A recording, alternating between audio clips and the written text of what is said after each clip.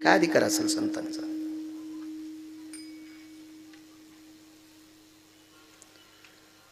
पाच 50 वर्ष मंत्री राहिलेल्या माणसाला सुद्धा लोक कटाळतील आणि संध्याकाळी ठिकाणा नाही ते पण म्हणते ना चट माहिती मला त्याचं, मला चट माहिती त्याचं चट. बायको जागवायची, बायको कदरली त्याला. 50 वर्ष मंत्री राहिलेल्या माणसाला माणसं फेकून बोलते. व्यापारातली काय कथा असेल प्रकाशराव, शैक्षणिक क्षेत्रातली काय मला माहिती, त्यानं काय पुस्तकं पाठ केलीत मला चट पाठ आहे असं म्हणतात लोक. शैक्षणिक क्षेत्रातल्या माणसाला सुद्धा. शेतीतल्या माणसांनी प्रचंड काम करा, चट माहिती महाराज आम्हाला त्याची कशी शेती आहे. म्हणजे खालची आपण जेवढी मोठे आहेत का, आपल्याला इकतचा चुना घेऊन लावणारी माणसं कुंटालानं सापडतील. इकतचा गरी जर नसला तरी पण. महाराज संतांच्या बाबतीत नुसतं रस्व दीर्घापुरतं चुकीचं बोलायला कोणाची मायवेली, एवढा अधिकार संतांचा आहे. म्हणून देहूतल्या मालकांनी म्हणावं मस्तक चरणी ठेवी तसे, एवढा अधिकार. काय पुरुषार्थ आहे संतांचा. संत शिरोमणी नामदेवराय बाजाराला गेले, वेळेत सुरू कीर्तन वेळेत सुरू केले. आपणही नियमाचे बंधन पाळायचे. बाजाराला गेले नामदेवराय. नामदेवरायांचा बाजाराचं काम म्हणजे कपडे विकायचा व्यवसाय. कुळानं शिंप्याच्या कुळात जन्माला आले. साधूला जातीचा संबंध नाही, साधूला वागण्याचा संबंध आहे. साधूनं फक्त वागावं, चांगलं वागावं. तो कोणाही जातीत जन्माला तरी हरकत नाही, फक्त त्याचं वागणं गोड असावं. तिथं साधूला किंमत असते. आपल्या संप्रदायात वागण्याला किंमत आहे, जातील नाही. जात ज्याच्या त्याच्या पोरापोरीचे लग्न करण्यापुरती असेल. वागणं मात्र ज्याचं चांगलं आहे, चंद्र सूर्य तोपर्यंत त्याचं नाव झळकलं जाते. शिंप्याच्या कुळात जन्म झाला. कपड्याचं दुकान विकायला गेले. काही अर्धावट कपडे विकले. त्या अर्धावट कपडे विकल्यावर त्याच्यातल्या अर्धावट कपड्यांचे पैसे आले. आणि अर्धावट कपडे त्या अर्ध्यातल्या अर्ध्याचे पैसे आले आणि अर्धे तर उधारच नेले. ते अर्धे उधार नेले, त्याच्यातले 4 आण्याचे पैसे येणार आणि 4 आणे तो डुबिणार आहेत. नाव सांगून नेलेत नाही. असं गिराईक ते नामदेवराय होते. आणि अर्धी कपडे जी उरून आली ती रस्त्यानं एका चारवाक पांचट हलकट माणसानं नामदेवरायला थोडस वेठीच धरलं. आपण वारकरी आहात हो, मग जसं उघड्या माणसांना कपडे द्यावा अशी तुमची भावना आहे, मग दगड नाहीत का उघडे? दिगंबर बाबा दगड नाहीत उघडे.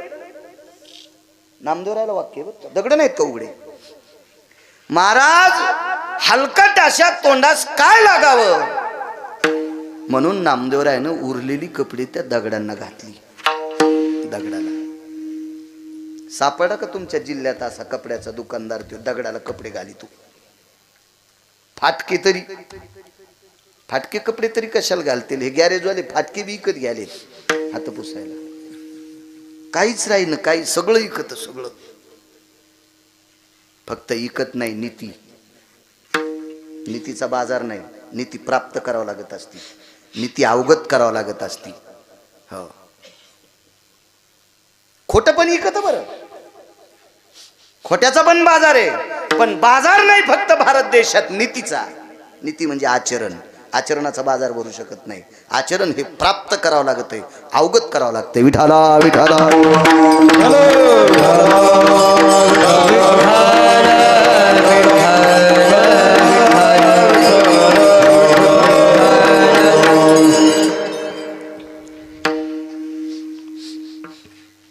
कलेला किंमत आहे, नाही म्हणत नाही. पण कलेच्या सोबत जर नीती असेल तर तिला किंमत आहे. शब्द फेक आहे, वक्तव्य छान आहे, भाषा शैलीवर प्रभुत्व आहे, लोकांचं अंतकरण जिंकण्याची ताकद आहे. पण रंगारंगाचं पाणी पितो, सगळी कला मातीत गेली. नाही तर कलेने अवगत असणारा हा देश आहे. राजो, या परम पावन देशातला मा जगदंबेचा उपासक राजाराम बापू, ज्यांचा 70 मीटरचा झगा अमेरिकेत फिरला. काय ताकद या महाराष्ट्राची, काय ताकद या भारत देशाची. 70 मीटरचा झगा राजाराम बापूंचा. महाराज अमेरिकेमध्ये फिरलाय, अमेरिकेमध्ये फिरत होता. काय विद्वत्ता असेल त्या महात्म्याकडे, कला आहे. पण कलेला आचरणाची जोड असली की मग मात्र किंमत. दगडाला कपडी घातली, घरी आले. बाबांनी विचारलं, माणूस विकास जयस्वाल किती जरी विद्वान असेल तर त्याला जोपर्यंत मालक आहे का तोपर्यंत त्याला किंमत आहे. ज्या दिवशी मालक संपतो का त्या दिवशी कोण्या जागेवर गाडग्याला छिद्र पडेल काही सांगता येत नाही. म्हणून मालक असावा. मालक आपल्याला कोणीतरी पुसणारा असावा. सुनेला बऱ्याच वेळेस वाटतं सासू पटकन मारावा, अशा नालायक सुनायला वाटतंय. अशा काही वाटुळे येत ना. हरामखोर नालायक त्या वाहटुळीला वाटतं आपली सासू मरावा. असं नसतं बाई. ज्या दिवशी सासू मरत असती त्यावेळेला विचाराचा पगडा कायमचा जळत असतो, अधिकाराचा पगडा कायम जळत असतो. आणि मग त्यावेळेला कधी काय चूक होईल काय सांगता येत नाही. महाराज, बैल किती बी चांगला राहा असू द्या तरी पण त्याला व्यसन असावा. आणि व्यसन असल्याच्या नंतर जिथं गाडी थांबवायची, जिथं आऊत थांबवायचं, जिथं वळवायचं तिथं वळत असतंय. आपल्याला विचारणारा या शब्दाचा अर्थ आहे ती व्यसन. आपल्याला व्यसन असावं, व्यसन. आणि व्यसन तुटलेल्या बैलाला कठाळ्या म्हणत असते, इतकं लक्षात ठेवा. एक टायमाची भाकरी खाऊन ज्यानं आयुष्यभर कमाई केली तो बाप आणि माय मरावा आणि त्या पोराच्या हातात संपत्ती जावा, त्याला अक्कल आहे का किती खावा म्हणून. विचारणारा संपला की काम संपलं. आपल्यावरचा पगडा संपला की काम संपलं. राजे हो, गावरान तुपाचा डब्बा आहे म्हणजे फार शहाणा नसतो प्रकाशराव. गावरान तूप कशावर खातो याला शहाणा म्हणत असतात. कुंटलानं गावरान तूप घरी असावा. वरणावर खा, भातावर घे, पोळीला लावून खा, भाकरीला लावून खा, वांग्यावर खाऊ नको ना बांगाने. गावरान तूप वांग्यावर खाणे अर्थ याच्या करता सांगतोय, आपल्या बाप दाद्याने कमवलेली संपत्ती नालायक ठिकाणी खर्चीनं, याचा अर्थ असा आहे. माणसाला विचारणारा संपला की विचारणारा संपला की असं समजायचं आपलं डबघाईला आले.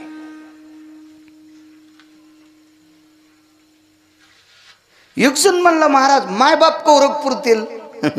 तुझ्या बुद्धीची लेकर तयार होते, दे कारभार स्वप्न. तू त्याचा विचारणारा तयार होय. मालकाचं आधिपत्य तू घे, तू घे. साखळी लावली विटेवरच्या मालका नाही, साखळी. महाराज का अधिकार माझ्या संत शिरोमणी नामदेव राहायचा, पण विचारणारे बाबा आहेत, विचारणारी आई आहे. नाव आहे गोणाबाई. नामा मी नाही म्हणालो बरं, आई साहेब म्हणतात. नामा जी आई साहेब, जी जी जी. किती कापडं विकली, एवढी एवढी विकली. या या लोकांनी पैसे दिली, अशा अशा बायका आल्या, त्यांनी उधार नेले, उधार कपडे नेले, उधार.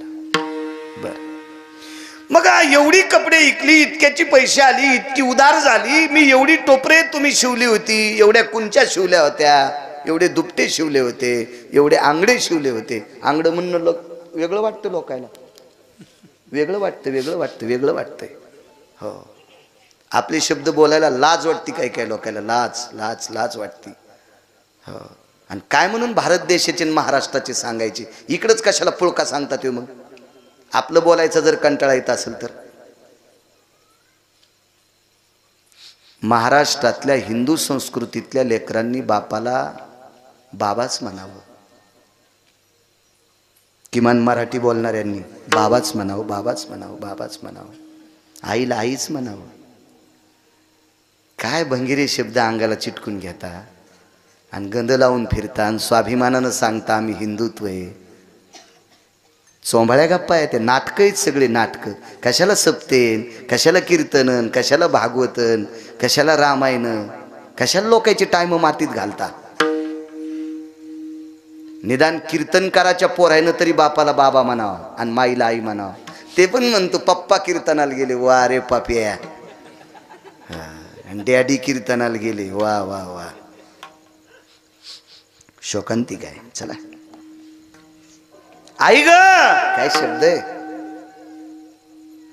ही एवढी कपडी विकली, एवढ्याची पैसे आली, एवढी उधार गेली, राहिलेली कपडी येताना काही गरीब लोकांना घातली. त्याने मागितली होती, नाही, मनान घातली. पैसे देतील, नाही दिले तर घेऊन येईल. सहज शब्द गेला तोंडातून. नाही दिले तर त्यांना घेऊन येईल.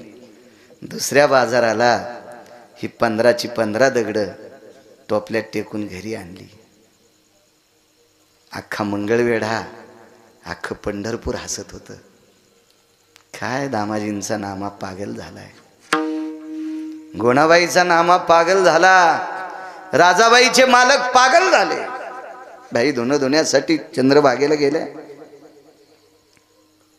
एक शेजारीन भेटली. राजाई जी, कमाले बाई तुझा संसार करायची. काय झालं हो, काय किती वेडपट नवरा आहे ग तुझा. त्यानं म्हणे दगडाला कपडे घातले. राजाईला माहित होतं माझे मालक किती अधिकारी आहेत. हे दुसऱ्याचे घर फुकणाऱ्या बायकायला काय कळणार आहे नामदेवरायाचा अधिकार काय होता. तुझे बाबा म्हणे सरदार आहेत. हो, माझे बाबा सरदार आहेत. मग एवढे मोठे तुझे बाबा सरदार असताना ज्याला माणसातला दगडातला फरक कळत नाही अशा नवऱ्याला सोबत तुला कसं दिलंय. तू लग्नच कसं लावलं तुझ्या बाबाला, कळत नाही का तुझ्या बाबाला काही. तिनं सांगितलं, बाई तुम्हाला माझ्या मालकाच्या बाबतीत काय म्हणायचं असेल तर म्हणा, पण त्रिभुवनात माझ्यासारखी सुखी बाई कोणीच नाही की तिला नामदेवरायासारखे पती आहेत. त्रिभुवनात सुखी कोण नाही, त्रिभुवनात सुखी. एक छोटासा मुद्दा मांडतो.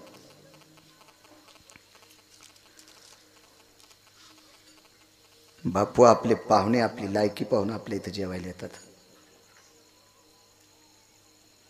आपली जर परिस्थिती नाजूक असेल आणि आपला पाहुणा जर कडगंज श्रीमंत असेल तर त्याला आपल्या इथे यावं वाटत नाही. बरं बरं गडबड आहे, भेटू कधीतरी, येऊ तुमच्याकडं, बघू पुन्हा, वेळ भेटल्यावर पाहू. त्याला लाज वाटते, लाज. आपल्या भारीची गाडी ह्या पाहुण्याच्या दारापुढे ओपन का.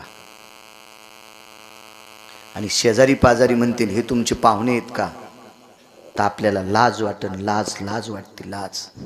म्हणजे आपल्याकडे येणारी वैभवातली माणसं वैभवाच्या टप्प्याने मोजित असतात. हे तुमचा आमचा भाव आहे. महाराज, विश्व ज्याच्या ताब्यात येतो जगाचा, पाप जिच्या मालकाला मानित होता, याच्यापेक्षा मोठा पती कोणता पाहिजे,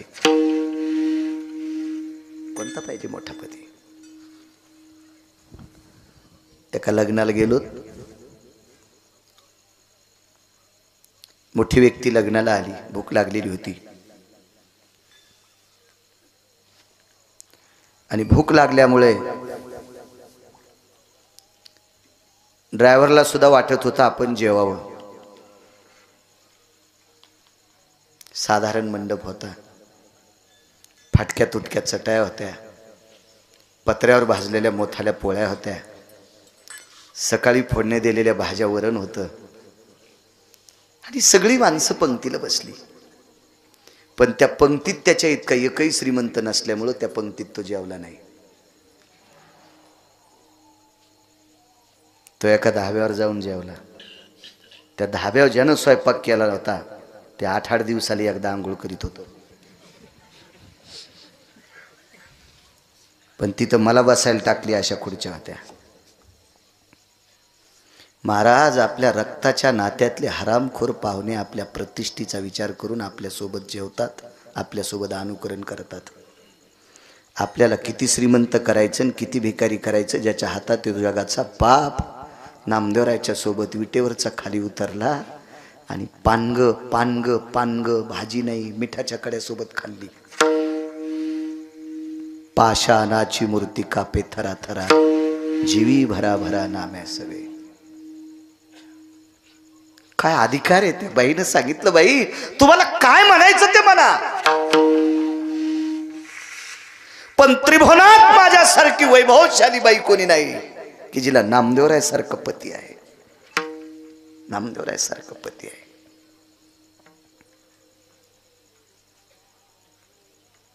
सणावाराला तुमच्याकडे कार्यक्रम असला तर येऊन येऊन विकासजी कोण येणार आहे? देव येऊ शकतो आपल्या इथं? होय प्रकाशराव, येऊ शकतो देव? अंकल येऊ शकतो देव? अरे भागवत हे शिकायला होतं माझ्यासोबत, कडतीचे. हे जरा जास्त शिकलं आणि मी कमी शिकलो.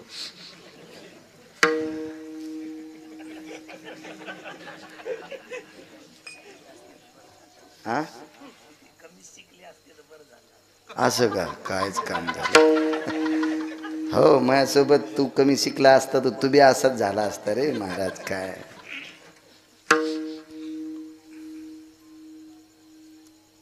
चला, जगाचा बाप दिवाळीच्या दिवशी दिगंबर दादा आंघोळीला. हो जगाचा बाप नामदेवरायाच्या घरी, जगाचा बाप. आणि काशीतले मालक सकाळी सकाळी पहिल्या पाण्याला आंघोळीला नामदेवरायाच्या घरी. काय अधिकार असेल हो?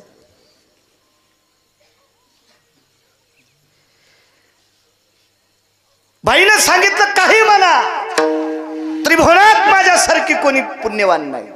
ती बाई म्हणली, बाई तू नवरा दगडाला कपडे घालतो आणि तरी त्याचं मोठेपण.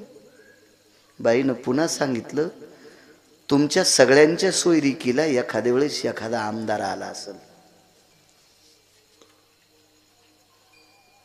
पडद्यावर तर रिबीन कापायच्या कामी नाही.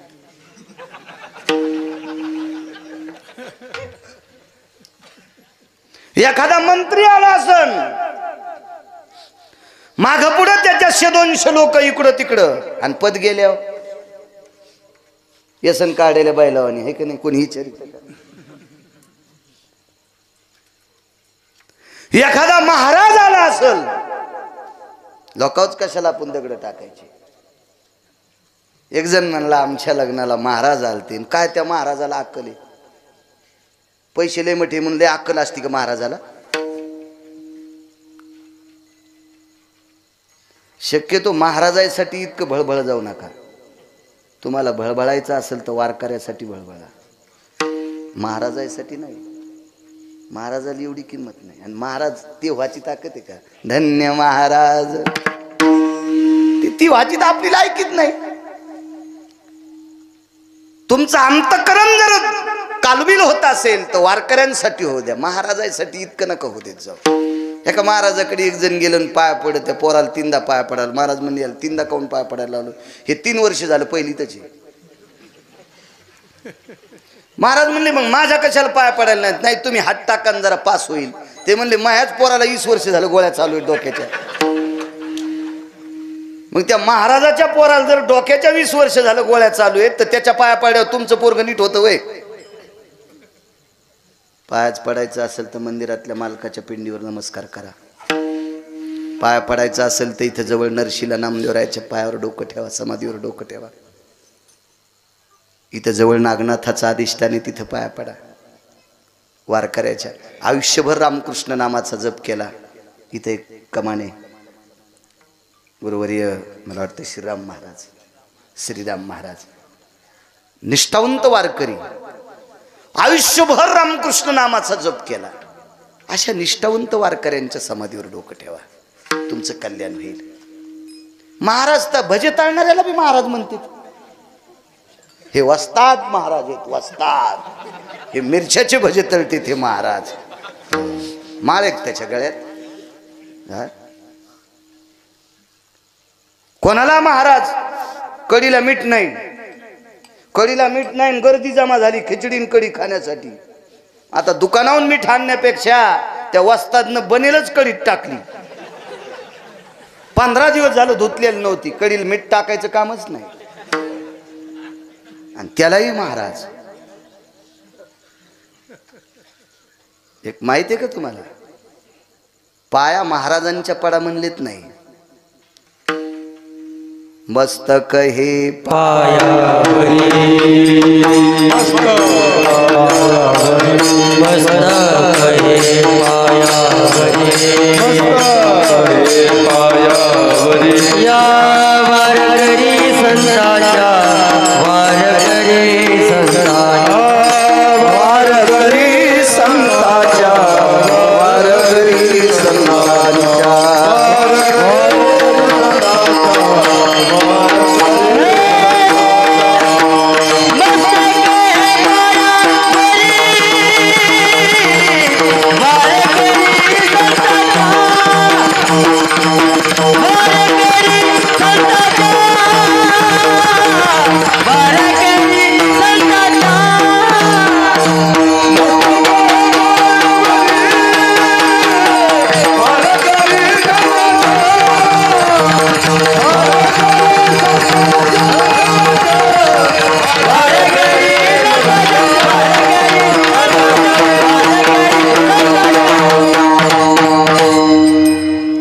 महाराजांच्या पंडितांच्या शास्त्रीच्या पाया पडायला नाही सांगितलं, फक्त आचार्यांच्या सांगितलं, दंडवत आचार्य. वारकऱ्यांच्या मात्र मुद्दाम सांगितलं, वारकरी संतांच्या. तुमच्या आमच्या लग्नाला, तुमच्या आमच्या सोयरिकीला, तुमच्या आमच्या कार्यक्रमाला, तुमच्या आमच्या बारशाला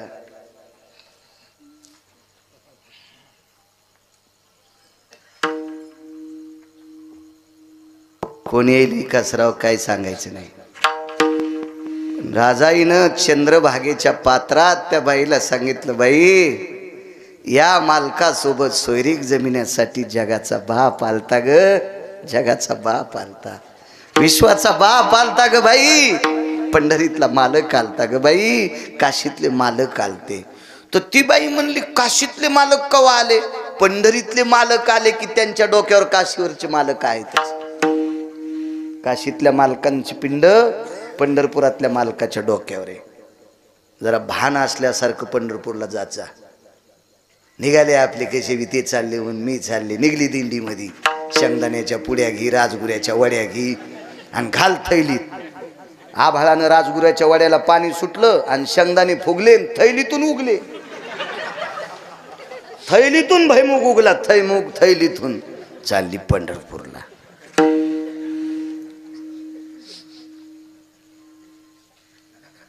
त्याच्यावर दगड टाकल्यावर मुंगळे लय खुश झाले. तुम्ही कुठे धोरणात आहेत? टेम्पो करणं, गाद्या टाकणं, स्वयंपाकाला आचारी, 52 अध्यायाचा ग्रंथ संगच. टेम्पो सगळं चंद्रभागेत जरी पुरलं तरी तुमचा उद्धार आहे का? आणि काय कळन तुम्हाला काशीतला मालक आणि पंढरीतला मालक? दिंडीचा मालक बी म्हणतो, हे मोठे साहेब आहेत, पते खेळणार. ते 2 पंक्ती देतो ना, पंक्ती देतो म्हणून दिंडीवरचा मालक सुद्धा चोंभाळायला. या मालका सगळं चंद्रभागेत पुरलं तरी मोक्ष नाही. महाराज, गुन्हा करणाऱ्यापेक्षा गुन्हा करणाऱ्याला आपल्यात घेणारा 1 नंबरचा पापी असतो. 1 नंबरचा पापी असतो, 1 नंबरचा. पैसे कोणी देईल? माझसारखा ढवळ्या कपड्यावाल्याकडे जर गेला निधी मागितला तर 50 कोटीचा निधी कुक्कुटपालन टाकायला मला एखादा मंत्री देईल. तुम्ही पाया पडताल का माझ्या? देऊ शकणार नाहीत ते मला. 50 कोटीचा निधी दिगंबर बाबा एखादा मंत्री देईन मला कुक्कुटपालन टाकायला. करावा मी तो धंदा? नाही. कसे पाया पडताल तुम्ही? कशाचे हरी घालताल? कधी कसे रामकृष्ण हरी म्हणताल? नाही. नियम आहेत, नियम आहेत, नियम आहेत. महाराज, पैसे भेटतेत म्हणजे काही नाही करायचं. आजही 2% हरामखोरी इतके पैसेवाले येतं. ते म्हणले, महाराज कीर्तन झकास करा, काही दिवसाला घुंगर बांधतील आम्हाला, त्याच्या बायकाच्या साड्या देऊन नाशितील. मग ती करायचं का आम्ही? बरं ठीक आहे, अशा चुकीने पैसे कमवलेले ते किती, काय अर्थ तरी काय त्या गोष्टीला? नाही. आचरणाच्या चौकटीत जो असतो तो मोठा असतो. चला, विश्वाचा मालक आमचं लग्न जमवण्यासाठी आलेला आहे. महाराज पुढचे ऐकायलाच तयार नाही, ऐकायलाच तयार नाही, ऐकायलाच तयार नाही. काय करायचं सोयरी केली येऊन झोपड्यात राहतात. काय करायचं सोयरी केली येऊन झोपड्यात राहतात ना. केली देवानं सोयरीक मग काय झालं, झोपड्यात राहतात. गुरुजी पुढचं वाक्य ऐकता का राजाबाईचं. राजाबाईनं सांगितलं, बाई परवाच्या दिवशी तुझी हवेली पेटली, तर हवेली पेटल्यावर नुसत्या धुरानं तुझे सासरे बुवा जात राहिले. हवेलीचा धूर निघला. बरमाटी सागाची हवेली होती. बरमाटी साग जितकी चकाकी आणतान आरशाचं काम नाही, त्याच्यात पाहिलं की तोंड दिसतंय. अशा सागाची हवेली 3 मजली. ती पेटल्याच्या नंतर धुरानं सासरा मेला. सासू सुद्धा मेली. बाई तुला राग येऊ देऊ नको ग, हे बाई तुला राग येऊ देऊ नको ग बाई. बाई तुझी कन्या पण मृत्यू पावली. टपा टपा चंद्रभागेच्या पात्रात तिच्या डोळ्यातल्या पाण्याची भर पडत होती. हो ग बाई, माझे मामा गेले म्हणजे सासरे गेले, सासूबाई गेल्या, माझी कन्या गेली. राजाबाईनं सांगितलं, बाई तुझ्या दुःखावर जखमेवर मीठ टाकायचं मी काम करत नाही. मी तुला याच्याकरता सांगते, मी माझ्यासारखी त्रिभुवनात पुण्यवान कोणी नाही की जिला नामदेवरायासारखा पती आहे. ऐका, मी झोपड्यात राहते, पण माझं झोपडं पेटून दिल्यावर आमच्या 14-15 लोकातलं एक सुद्धा मृत्यू पावलं नाही.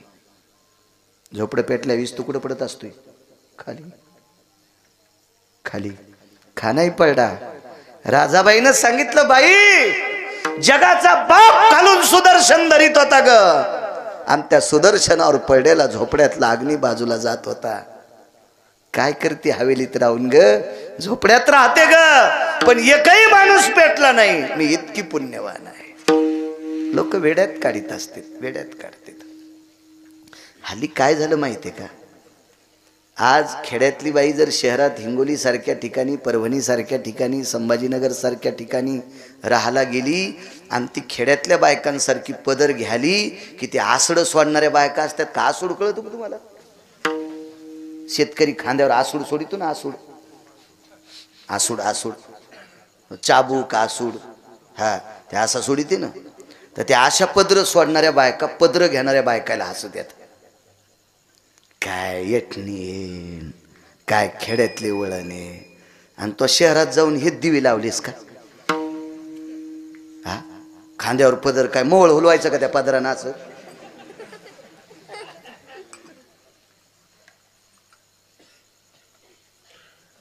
एके दिवशी,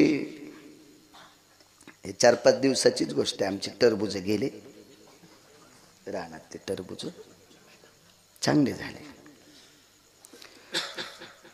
तर 36 टन ज्या गाडीत टरबूज बसते ते गाडीचं मालक बिचारा आपला आलं, ते व्यापारी, ते चांगला माल आहे वगैरे वगैरे वगैरे. ज्यानं आमच्या रानात टरबूज लावले त्याला मालिक मालिक मालिक मालिक करू लागले. त्यानं आमच्या रानात लावले टरबूज, आणि मी धोत्रावर आपलं धोत्राचा असा गोळ धरला आणि चलू लागलो. काही नाही.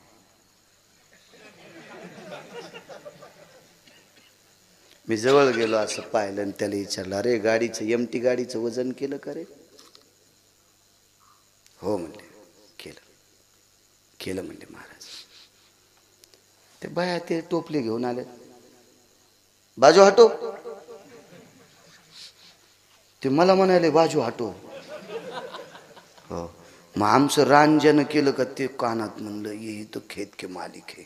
अच्छा आप पंडित जी, यांना तिकडंच चोंभाळा. तिकडं फक्त धोत्रान गोळ केला.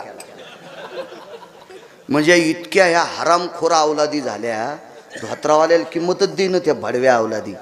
पण धोत्रावाल्यानं एक टायमाच्या भाकरी खाऊन जमिनी कमवून ठेवल्यात. पॅन्टीवाल्यानं जरा जरा लाजा नदीला टांगू नका. धोत्रावाल्याचा अनादर करू नका.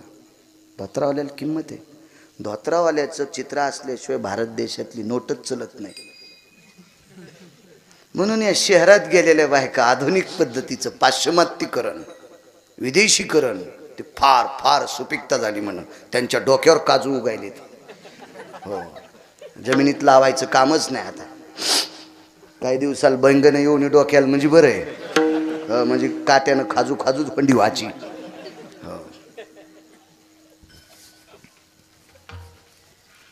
भारत देशाच्या न्यायाप्रमाणे, महाराष्ट्राच्या न्यायाप्रमाणे त्या पद्धतीनं राहणाऱ्या लोकांना ही काल परवाची वेड्यात काढतात, वेड्यात. पण नाहीत, हीच माणसं अधिकारी आहेत. कधी बी लक्षात ठेवा, जुनं ते सोनं आहे, येईल जुन्यावर काळ. थोडंसं थांबा. लवून चोपून पदर घेणाऱ्या बाईचे केस पिठल्यात पडतच नसते. पिठल्यात, चपातीत, भाकरीत केस कोण्या बाईचे निघते? जिच्या डोक्यावर पदर नाही तिचे. कव्हा दातळ पुढंच, आरशा पुढंच. हो, चपाती तुटता तुटन तरी ते बैल म्हणला, महाराज तिला राहाचाच लय नाद आहे. ते 2 पायाचा बैल तरी म्हणला तिला राहाचाच लय नाद आहे. म्हणलं वा वा, सिनेमात पाठवा. इकडे नका दिवे लावायला ठेवू. हाय ते इजित्यान विठाला विठाला. विदेशीकरण फारसं गोठडं डोक्यावर घेतलं. हे विकासाचं लक्षण नाही, हे प्रगतीचं लक्षण नाही, हे नाविन्याचं लक्षण नाही, हे अधोगतीचं लक्षण आहे. ह्याच गोष्टी जर मोठी अनुकरण करत राहिले तर उद्याचे आपले नातू पण तू काय करतील, हे किती टक्के कपडे घालतील याची सुद्धा भीती वाटेल. उद्या भीती वाटेल, हे कशा पद्धतीचे कपडे घालतील. चला, बाईनं सांगितलं, माय तुझी हवेली पेटल्याच्या नंतर सासू सासरे गेले, तुझी एकुलती एक कन्या गेली ग बाई, लक्ष्मी स्वरूप कन्या गेली. आमच्या झोपडं पेटलंय तरी पण अग्नी बाहेर पडतोय. विटेवरचा मालक सुदर्शन धरतो आणि विस्तू बाहेर टाकतो. इतकी पुण्यवान आहे मी, मला नामदेवरायासारखे पती प्राप्त झाले. किती मोठा अधिकार, किती मोठं नाविन्य, किती मोठं वैभव. वेड्यात काढते साध्या लोकांना. अख्ख्या मंगळवेढ्यामध्ये आणि पंढरपूरमध्ये परिसरात चर्चा झाली, गोनाबाईचा नामा वेळाय, दगडाला कपडे घातले. आणि नामदेवरायांनी ही 15ला 15 दगड, प्रकाशराव बिडकर, ती दगड आपल्या देवघरात कोंडून ठेवली. जिथं देवाचा अधिष्ठान जनाबाई राहत होत्या त्याच्या झोपड्यात, तिथं कोंडून टाकले, दोरी बांधून टाकली. कारण कवाड थोडं असतं झोपड्याला. आणि बाबा मंगळवेढ्याचं भांडार सांभाळून आले आणि बाबांना सांगितलं, बाबा हे उधारी न देणारे हे इथं कोंडून टाकले. काय कोंडलं होतं? कसराव दगड, दगड कोंडले प्रकाशराव, दगड. काय वानवात न पुरे वाणी, दगड कोंडली. बरीच लोक बघायला आली, बरीच लोक बघायला आली. तुम्हाला एक सांगू का, जी माणसं अपघात पाहायला जाते ती माणसं मातीला जात नसतात. एक लक्षात ठेवा. एखादा व्यक्ती जर विहिरीत पडून मृत्यू पावला ना, तर पाहाला हजारिक लोक जातील, त्याच्यातले मातीला किती येते ते सांगा. म्हणजे लोकांना आघात पाहायचा छंद आहे. हो, त्याला आतिषबाजी काही असा शब्द आहे ना, म्हणजे अतिताईपणा ऐकायचा नाद आहे, अतिशोक्ती पाहण्याचा नाद आहे, कर्तव्याचा नाद नाही. काही पडलेल्या माणसाचा सेल्फी घेते, नामकं घेते, लगेच टाकते ना, असं झालं तसं झालं. अंत्यविधीला कोण जातोय? कोण नाही, कोण नाही, कोण जात नाही. एखादी गोष्ट काही घडली ना, इतकी बघ्याची संख्या. गोनाबाईच्या नामानं म्हणजे दगडच कोंडलेत, म्हणजे दगडच कोंडलेत, दगडच. अख्खा परिसर बघायला. दामू शेट्टी येता येता रस्त्यान म्हणजे वा वा वा वा वा, काय मुलगा आहे. कपडे दगडाला घातले आणि ते दगड पैसे देत नाहीत म्हणून कोंडून टाकली. नुसती मान खाली घालत घालत आले. विटेवरच्या मालकाला विचारलं, देवा काय संसारात जगिन्य माझ्या मांडलंस रे. घरी आल्याच्या नंतर नामदेवरायांनी सांगितलं, बाबा ही बघा, ही गिऱ्हाईक इथं कोंडून टाकलंय. दोरी होती रक्ताची केलेली, रक्त म्हणजे धोतर होतं, त्याची दशी फाडीन त्याची दोरी ती ताटवा बांधून घाट सोडल्याबरोबर आतमध्ये पाहिलं 15ची 15 दगड सोन्याची झाली. 15ची 15 दगड सोन्याची, 15ची 15.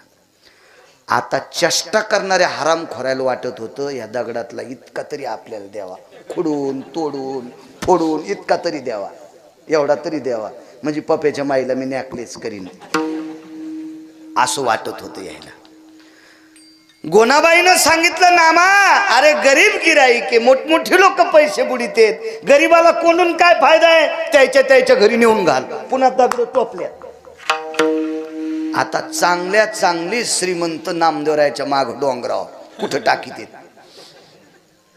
दिगंबर बाबा आपल्याला घ्यायचे, ते घेण्यासाठी माणसं पळायलेत. नामदेवरायाच्या टोपल्यात येत तोपर्यंत दगड होते, पण सोन्याचे होते. आणि नामदेवरायाच्या टोपल्यातून खाली पडले की दगड दगडाची झाली. कोणाची ताकद आहे? या संतांची. म्हणून तुकोबारा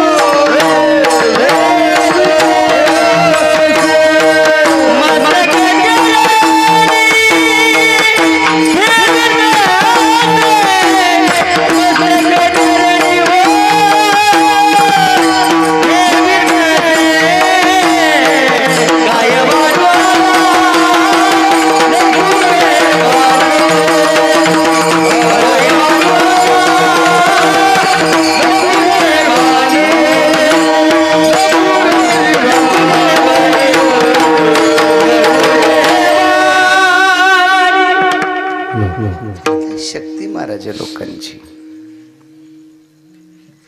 भगवान शिवजींचं अधिष्ठान आहे. एकदा माझ्या मर्यादा पुरुषोत्तम प्रभू रामचंद्रांनी एका लिंगाची स्थापना केली. त्याला रामेश्वर म्हणतात. बरोबर आहे. रामेश्वराची स्थापना रामांनी केली म्हणून रामेश्वर नाव. कोण्या राज्यात येते? तामिळनाडूमध्ये. हो हो. निदान आपले देव संत कोण्या राज्यात हे लक्षात ठेवा. हिरोण्या लेट होतात, नट लेट होतात, ते काय वाईट नसतात बिचारे.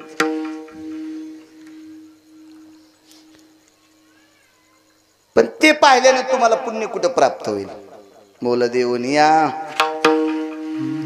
नटाचा तो वेश. कधी कधी संत आपले देव कुठं काय उद्या भविष्यात आपल्याला माहित असलं तर आपल्या लेकरांना नातवांना आपण सांगू. रामेश्वराची स्थापना केली. अडचणी किती पहा. मर्यादा पुरुषोत्तम रामचंद्र ज्या वेळेला रामेश्वराची स्थापना करायची ठरली त्यावेळेला जंगलात आहेत. प्रभू रामचंद्राकडे माझ्याकडे जे रुमाल आहे का, एवढा सुद्धा रुमाल नव्हता प्रभू रामचंद्राकडे तोंड पुसायला. इतका पण. अंगाव जे कपडे होते ती झाडाची साल होती. मला कपडे द्यायचेत, किती दिवस नेसवायचे किंवा कोण्या दिवशी दुसऱ्याच्या हाताने नेसवायचे हे दिवस लक्षात असेल ना. त्याला शेवटचा दिवस म्हणतात. आणि त्या कपड्या सगळं पेटून देतात किंवा दफन करतात. हा शेवटचा दिवस आहे. हे ज्याच्या हातात आहे त्याला तोंड पुसायला सुद्धा रुमाल नव्हता. कशी प्राणप्रतिष्ठा करायची शिवजीची? सोबत एकच व्यक्ती आहे, लखनलाल. मर्यादा पुरुषोत्तम रामचंद्रांचे बंधू शेषशाही भगवान एकच एकच. बाकी सगळे पशु आहेत गुरुजी, सगळे पशु. 18 पद्म वानर, 72 कोटी रीस आणि 56 कोटी गोलांगूळ. आता मागे कळसाचा कार्यक्रम झाला, विद्वान ब्राह्मण आमंत्रित केले, पूजा मांडल्या होत्या, इथं हवनकुंड केले, ते फार मोठा कार्यक्रम झाला, छानसा. मंदिर नवीन बांधलं, सगळ्या गोष्टी. किती खर्च, किती गोष्टी. पण आपल्याला शक्य होतं ना ते. बाजारपेठ जवळ आहे, मोठी मोठी दाते आहेत, यजमान आहेत, पैसे देणारे, धान्य देणारे. तिथं कोण होतं? अस्वलाईन काय देवा? रिस म्हणजे अस्वल, गोलांगुळ वानराची एक जात, आणि वानर काय देवा यांनी हे सोबत आहेत. आणि तिथे प्राणप्रतिष्ठा करायचं मानस माझ्या मर्यादा पुरुषोत्तम रामचंद्रांचं झालं. आणि तेवढ्या लोकांमध्ये स्वतःच्या मानवी भावाला न सांगता, मानवी फक्त लक्ष्मणजी होते, त्यांना न सांगता अस्वलाच्या कुळातल्या वयस्कर व्यक्तीला सांगितलं. त्या व्यक्तीचं नाव होतं जामवंत. जामवंताला सांगितलं. जामवंतजी महाराज, जामवंताला जी, जामवंतजी म्हणल्याच्या नंतर जामवंतानं जी म्हणायचं. आणि जामवंतानं प्रभू रामचंद्राला प्रभू रामचंद्र म्हणल्यावर प्रभू रामचंद्रानं जी म्हणायचं. कारण जामवंत हे प्रभू रामचंद्राच्या आजोबाच्या काळातले होते. इतके वयस्क होते, इतके वयस्क होते. जामवंतजी जी जी प्रभू जी जी भगवान शिवजींची स्थापना करायची. मला शंका सुद्धा विचारली, गरज नाही सांगायची पण सांगतो.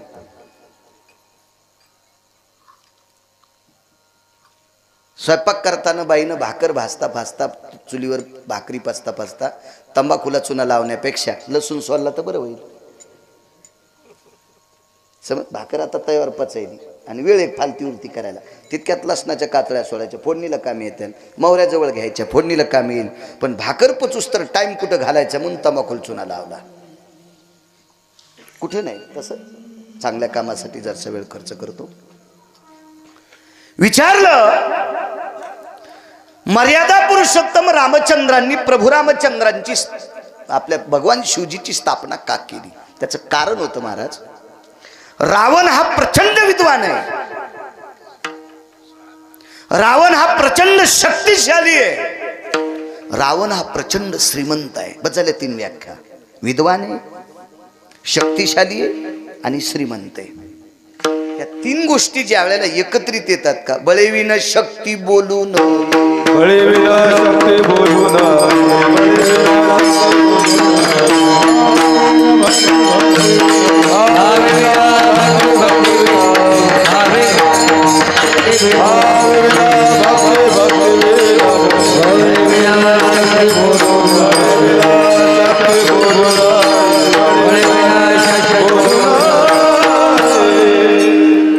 जी गोष्ट आपल्याला अवगत नसती ती बकबक करणं मूर्खपणाचं लक्षण आहे. बळेविन शक्ती, प्रचंड विद्वान आहे रावण.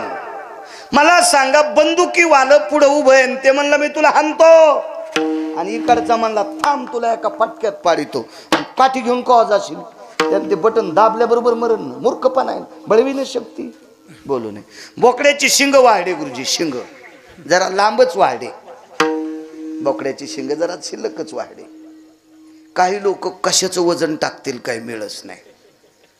एक जण असा वजनातच धोतर झोडून गाडीची चावी असा हालीत आला, गाडीची चावी असं हालीतच आला. तर म्हणलं ती हातातून निष्ठली तर मग डोळा फोडीन, नाही तर पुढच्याचा फोडीन.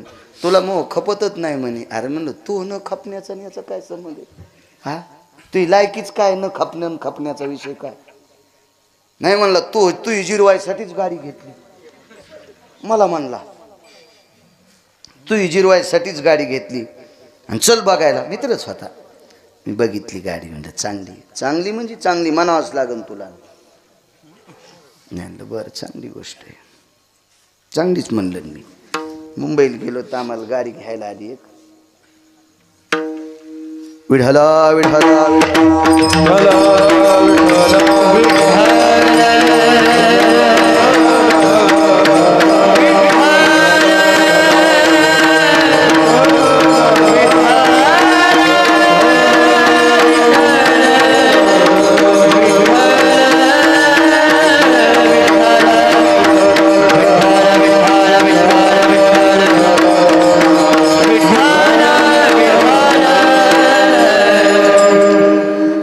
मंडप सोना सोना वाटत होता आज.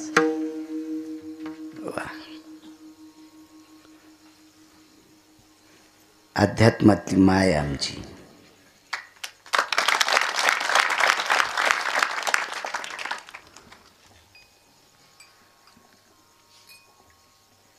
गाडी आणली. वजन कशाचं बी आणायचं नाही.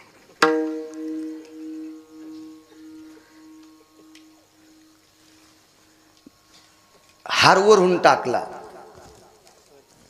हार असा वरून टाकला आणि हाराकडं पाहिली पुढची हळीत कुकू लावायली. तिच्या डोळ्यात गेलं बोट.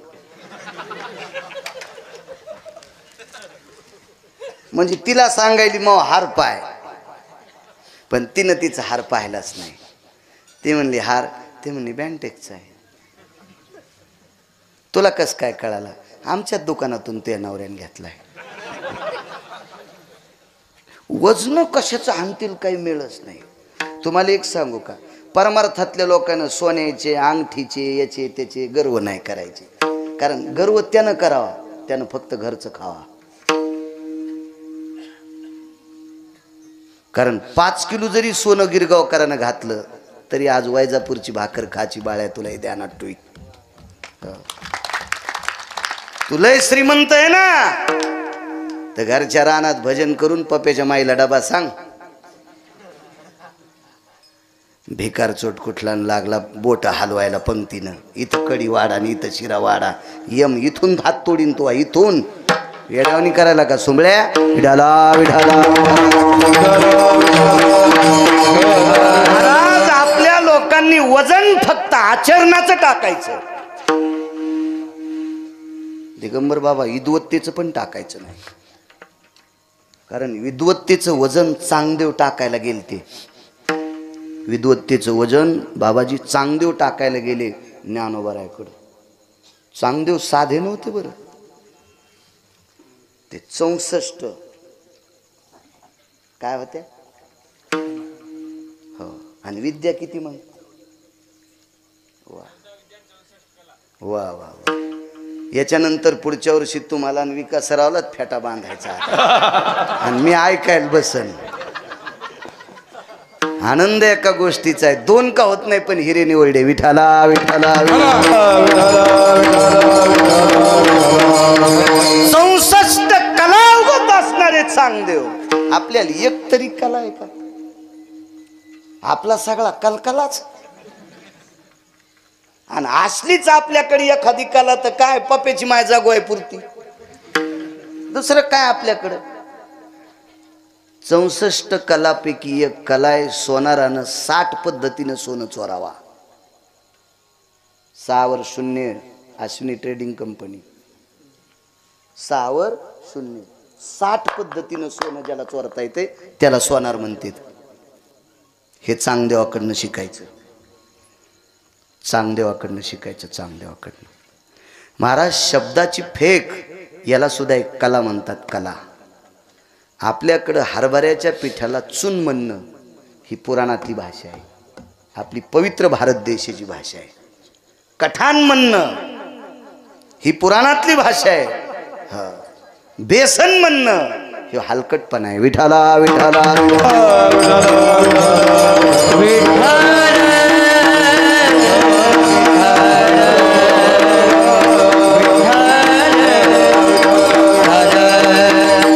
वजन हाणायचा नाद नको. हाणू वजन नको. बस. आम्ही गेलो कल्याणला. कल्याण म्हणजे मुंबईच्या अलीकडे ना. कल्याण ठाणे तिथं उतरलो. एक जण गाडी घेऊन आला. आम्ही येणंच गेलतो ट्रेननं. गाडी घेऊन आल्याबरोबर मग आपण गिरगावकर का? हो मीच गिरगावकर. फेट्यावर वेगळे दिसतात. हो तसा दिसतो फेट्यावर बी. टोपीवर तर असा दिसनच ना, आता फेट्यावरचं आणि टोपीवरचं फरक राहणारच ना. बर बर म्हणले, वा वा वा, चला. म्हणलं कुठं? तुम्हाला जिथं कीर्तन आहे तिथं मी घ्यायला आलोय, मला पाठवलंय, माझ्याकडे काम सोपवलंय तुम्हाला न्यायचं. बर बर बर. ॲटो केला का? ते म्हणले नाही, गाडी आहे माझ्याकडे. मला वाटलं ॲटोत घेऊन जाईन. तिघं होतो तर आम्ही सोबत. त्याचे किली फिरीत आलतं का, गाडीची किली 7 लाखाची गाडी होती ना, असं फिरू लागलं. अजून नाही कर्ज फिटलं तिच्यावरचं, अशी फिरू लागलं माझ्या पुढं. हो हो. मागच्या हप्त्यात मी 2 पोते हरभऱ्याचे पैसे दिले आणि 1 हप्ता फेडला आहे. आणि ते मायावर किली फिरू लागलं, अशी अशी केली. मायाचकडे तरी कुठं पैसे होते, झालं ते हरभरे म्हणून जमला मेळ. अशी किली फिरू लागला. ते सोबतच, ही माझीच गाडी आहे. त्यानं बटन दाबल्याबरोबर 10 बाऱ्या तर टॉय टॉयच केलं गाडीनं. रे बापरे, कायच करा. तो मधात बसल्यावर किती काढ होती काय माहिती. बसलो तर आतमध्ये तो काय नरम गिरम सगळं पद्धतशीर असा चोपून बसलो मी. म्हटलं आपला धक्का लागावा, दररोज उघडावा, नाही तर वरचं उघडावा. कोणी कोणी उघडत होती ती गाडी भारीची. आमच्या संघचं म्हणलं इतकं काम चोपायला. म्हणलं केवढ्याची असन रे? ते म्हणलं भाव नाही माहीत गडे, पण गाडी जरा महागाईची दिसती. म्हणलं तुझ्या गाडी इतकी? ते म्हणलं याच्या टायरातच आपली गाडी येते.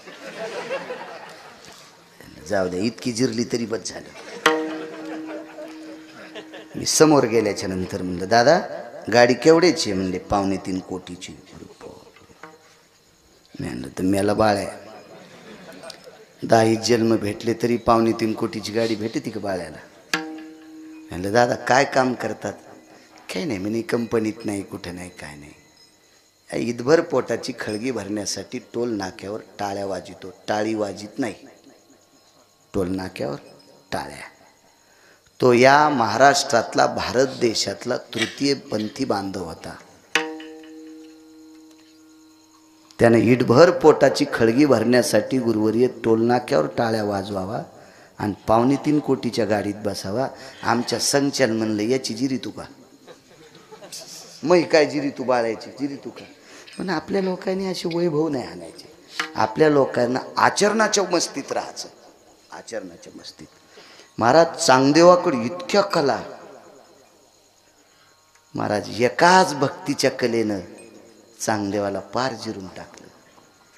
काय ताकद. चला सांगतो पुढे योग भेटला तर. प्रचंड श्रीमंत रावण, हा नादी लागायची नाही मोठ्यांच्या. प्रचंड शक्तिशाली रावण आणि प्रचंड विद्वान रावण.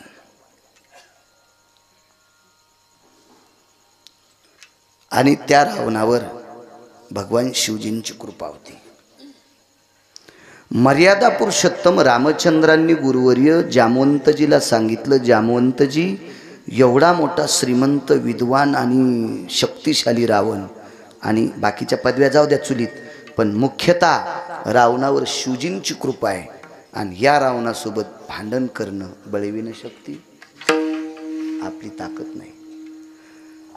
आणि रावण भांडण केल्यावर मारल्याशिवाय सीता देत नाही, इतकं बी खरं होतं. मर्यादा पुरुषोत्तम रामचंद्रांना माहीत होतं. आणि आपण जर बिना सीतेची गेलो तर आपला पुरुषार्थ पिढ्यांदात मातीत जातोय, असं रामचंद्रांच्या लक्षात आलं.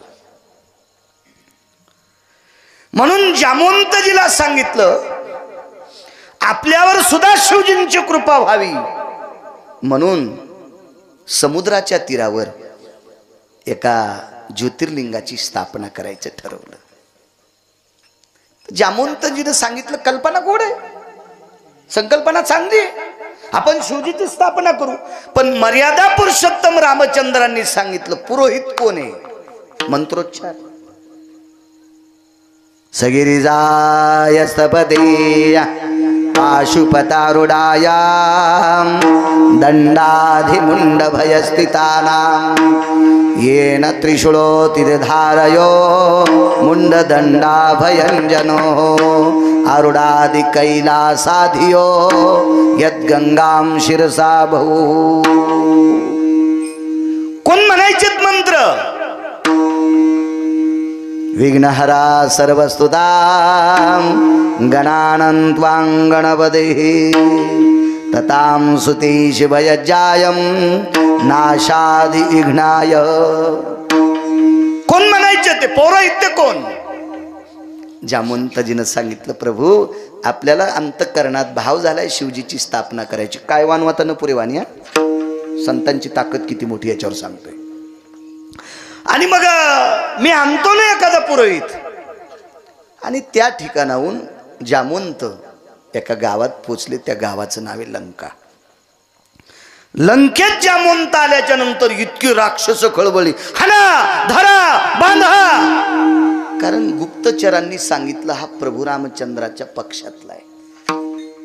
प्रभू रामचंद्राच्या पक्षातला. महाराज भवतालची इतकी येडेवाणी करीत येत, मोठाले सगळे एक असतात.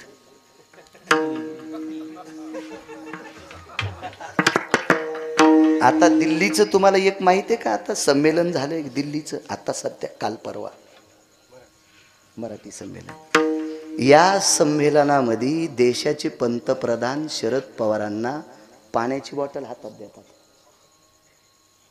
चष्मे काढून बघा ना जरासा व्हिडिओ. मोठी माणसं इतका मोठ्यांचा आदर करत असतात. हे दात पडलेले कुत्रे कोणाला आडसत येत, पुढच्याचं रगत निसत नाही, याच्या हटाळीचं रक्त निघल्याशिवाय राहत नाही. हे खालचेच कुत्रे, याला डस त्याला डस आमक्याला डस. महाराज मोठ्यांचा आदर्श घ्या, मोठी मोठी असतात. हा बायको सतार भाईच्या मिरच्या तोडायला आणि मुसलमानाच्या घरच्या मिरच्या कष्टानं तिनं आणल्या आणि त्या ठेशा संग भाकर खातू आणि विमानात फिरणाऱ्याची खाली चेष्टा करतो. त्याचं काय खरंय? तू ह्या बोखंडी उपडन विमान एखादी येड्यावानी कशाला डोकं लाई तू कोणाची चेष्टा करायची? मोठ्यांचा आदर्श घ्या, मोठी मोठी असतात मोठी. महाराज रावण 65 पायऱ्या उतरून खाली आला. आतापर्यंत रावण कोणाकरता खाली उतरला नव्हता, फक्त जामवंताच्या करता खाली उतरलाय. आणि रावणाच्या नगरीतले म्हणले धरा हाना मारा. रावण म्हणला ए शांत बसा, माझ्या आजोबा पंजोबांचे मित्र आहेत. आजोबा पंजोबांचे मित्र आहेत. खाली उतरल्याबरोबर वाकला रावण. पण जामवंतानं उजवा हात वरचीवरीच घेतला. नका म्हणले, तुम्ही पाया पडू नका माझ्या, तुम्हाला प्रणाम.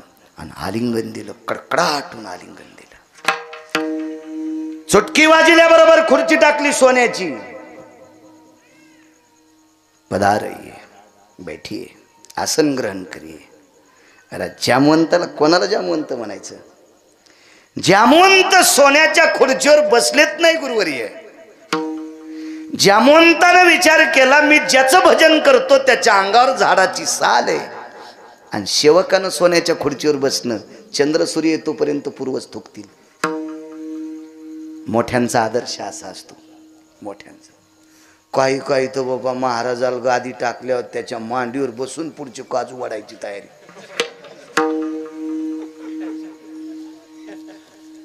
कायच काम बाबा, मर्यादा सांभाळायच्या. माझ्या माईंनो, हा महाराष्ट्र मर्यादेचा आहे. हा महाराष्ट्र पुरुषार्थाचा आहे.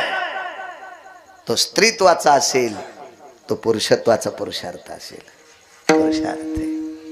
महाराज सासऱ्यांच्या पुढून जाताना डोकं भरून पदर घेणे ही माझ्या महाराष्ट्रातल्या माईची मर्यादा आहे. मर्यादा आहे. हा तुमच्यासाठी हरिपाठ आहे, हा तुमच्यासाठी गाथा आहे, हे तुमच्यासाठी शिवपुराण आहे, हे तुमच्यासाठी रामायण आहे, हे तुमच्यासाठी भागवत आहे. घरातल्या सासऱ्याचा आदर करीत नाही, महादेवाला बेल वाहती शेपुडी कुठली. हे ती मेंढी, ती शेळी, कोण मानेन तिला? ज्येष्ठांचा आदर करणं हा सर्वात मोठा पुरुषार्थ आहे. तुम्हाला एक माहिती, काल परवा आमच्या सारख्या कीर्तन करणाऱ्याला जुन्या लोकांचा कटाळा येतोय. भडव्या, तुला लाज वाटायला पाहिजे हरामखोरा. गिरगावचा बाळू, तू काल परवा कीर्तनात पडलास, तुझ्या अगोदर परंपरा कोणीतरी इथपर्यंत आणली होती याची लाज ठेव. मागच्या जुन्या लोकांनी जर परंपरा इथं नसता आणली तर तू कुठं काय पाकिस्तानमध्ये गेला असता का नमाज पाडायला. आम्ही मोठ्यांचा आदर करणं हा पुरुषार्थ आहे आमचा.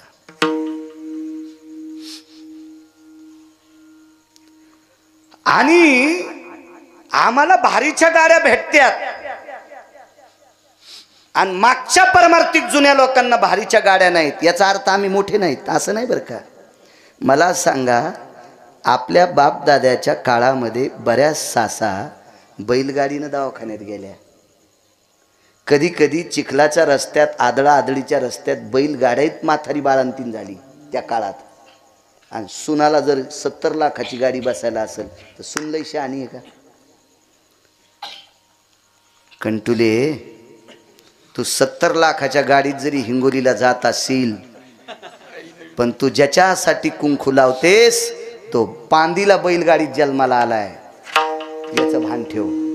कुठे जन्माला आलाय तो? बैलगाडीत जन्माला आलाय तुझा मालक. काट्या कुट्याच्या रस्त्यात बैलगाडीत जन्माला आलाय. मग रस्त्यामध्ये बैलगाडीनं काट्या कुटात याच्याही पलीकडे सांगतो, 2.5 किलोमीटरचा रस्ता गुरुवारी खराब आणि पावसाळ्यामध्ये बैलगाडी सुद्धा वढणं. म्हणून बाजाला लाकडं बांधले, पुढं 6 आणि मागं 6, एक पाऊल रवायचा आणि दुसरा उपसायचा आणि बाळंतींनी ती जवळच्या खेड्यात. आणि हे चिखलावर खांद्यावर बाज घेतल्याच्या नंतर वरून लेकराच्या रडण्याचा आवाज आला. म्हणजे खांद्यावर बाई बाळंतीण झाली चिखलात. आणि ते पोरग कलेक्टर झालं. आता ह्या कलेक्टरची बायको झिपरी लई शहाणी, का जिनं बाजावर कलेक्टरला जन्म दिलाय ती शहाणी. जुन्याला कसं विचारता येईल महाराज? नाही विचारता येईल जुन्यांना. मोठ्यांचा जे अपमान करतेत का, ते हरामखोरायचा दिवा लय दिवस चमकतच नसतो. विठाला विठाला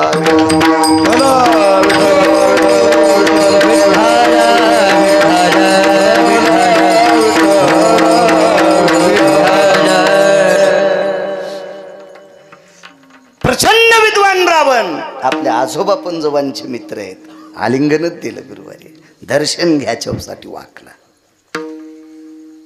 जामोंताला बसायला खुर्ची टाकली पण बसले नाही, नको म्हटले. काय सेवा करू, एकच काम आहे, भगवान शिवजीची स्थापना करायची. आणि भगवान शिवजीची स्थापना करण्यासाठी पुरोहित नाही. रावणाने विचारलं ठिकाण, समुद्राचं तीर आहे. रावण म्हणलं समुद्राच्या तीरावर आमच्या गावाच्या जवळ रामेश्वरान भगवान शिवजींची स्थापना करायची आणि माझ्यासारखं पुरोहित असताना तुम्ही नाही म्हणता. जामवंतजी तुम्हाला काही लक्षात ठेवा ना, मी आहे ना, तुमच्या मित्राचा नातू आहे ना, मी तुमच्या मित्राचा पंतू आहे ना, मी मला येतं ना पौरोहित्य, मी ब्राह्मण आहे ना, माझं नाव विसरलात का. रावण प्रेमानं इतके शब्द बोलत होता. जामवंतजीच्या डोळ्यातून पाणी आलं. लंकेश, तुमच्यासारखं पौरोहित्य कोणाला येणारे राजे हो, पण अडचण एका गोष्टीची आहे, स्थापना शिवजींची आहे पण यजमान मर्यादा पुरुषोत्तम रामचंद्र आहेत. आता रावणाचं तोंड पडलं खाली. रावण म्हणलं आगाऊच काम झालं, आपला विरोधक यजमान. पण पूजा शिवजींची आहे आणि यजमान विरोधक रामचंद्र आहेत. महाराज, मोठी माणसं मोठी असतात. रावणानं सांगितलं जामवंतजी माझ्या आजोबा पंजोबाचे तुम्ही मित्र आहात आणि माझ्या अंतःकरणाच्या देवतेची स्थापना करायची. अंतःकरणाच्या देवतेची. गुरुजी एक लक्षात ठेवा, म्हणजे तुम्हाला शिकवायला असं नाही का, माय काय लायकी तुम्हाला शिकवायची, पण आपल्या वारकरी संप्रदायाचे संस्थापक अध्यक्ष कोण असतील तर भगवान शिवजी आहेत. आपल्याला त्यांच्यामुळे भजन करता येते. हा पक्वात त्यांचाच आहे, पक्वात त्यांचाच आहे. वारी सुद्धा त्यांचीच आहे. मला उद्याचं कीर्तन मागत होते तुम्ही, पण महिन्याच्या वारीला असतो पंढरपूरला, त्याच्यामुळं मग इथलं कीर्तन करून मग कधी जायचं. दशमीला संध्याकाळी रस्त्यात कुठं असलं तर एखादं कीर्तन करून तिकडं जातो, पण इकून जाऊन मग दूर होतंय, त्याच्यामुळं मग आजचं मागितलं. नाही तर उद्याचं जास्त विकासराव मागत होते. माफ करा, त्याच्यामुळं दिलं नाही उद्याचं. ही जी वारी आहे ना, ही शिवजींचीच आहे. संप्रदायातलं जे जे आपण भोगतो का गुरुजी, ते सगळं शिवजींचं आहे. एका जनार्दनी वैष्णव शिरोमणी महादेव, शिरोमणी महादेव, शिरोमणी महादेव,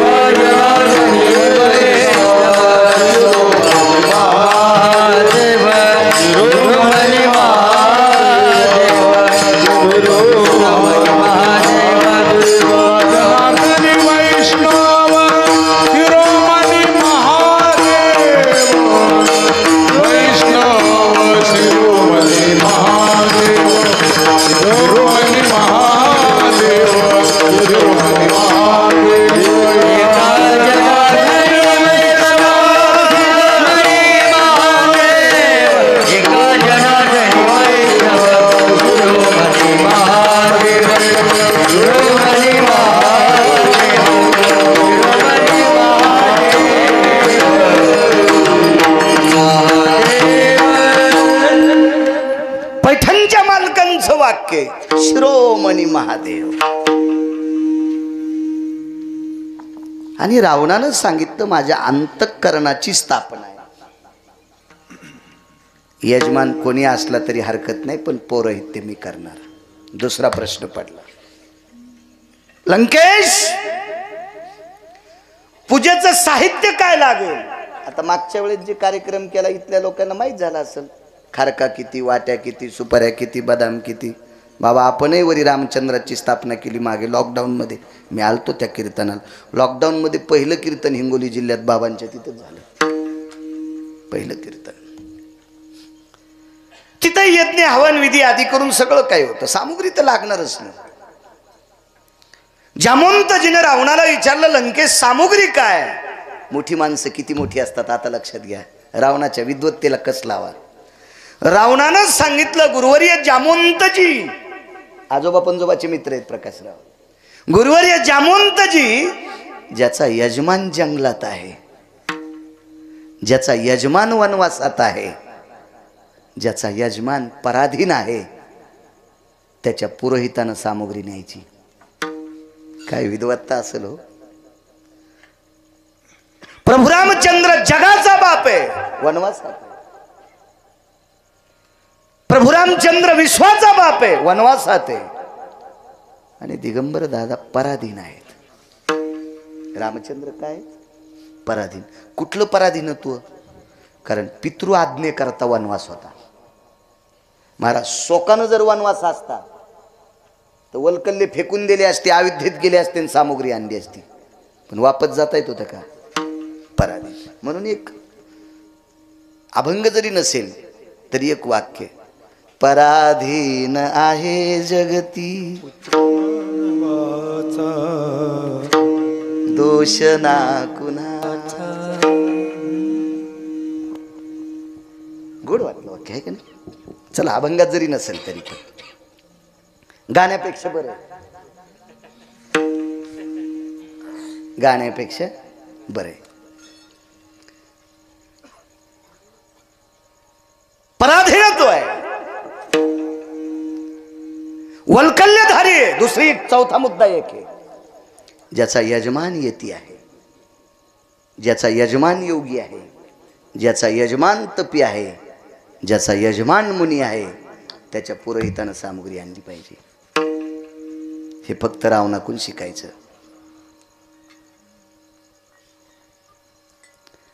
प्रधान सामुग्री तयार.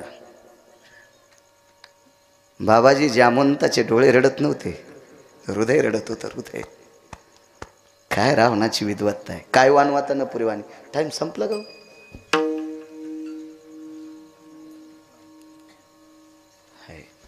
9 मिनिटं बाकी आहेत.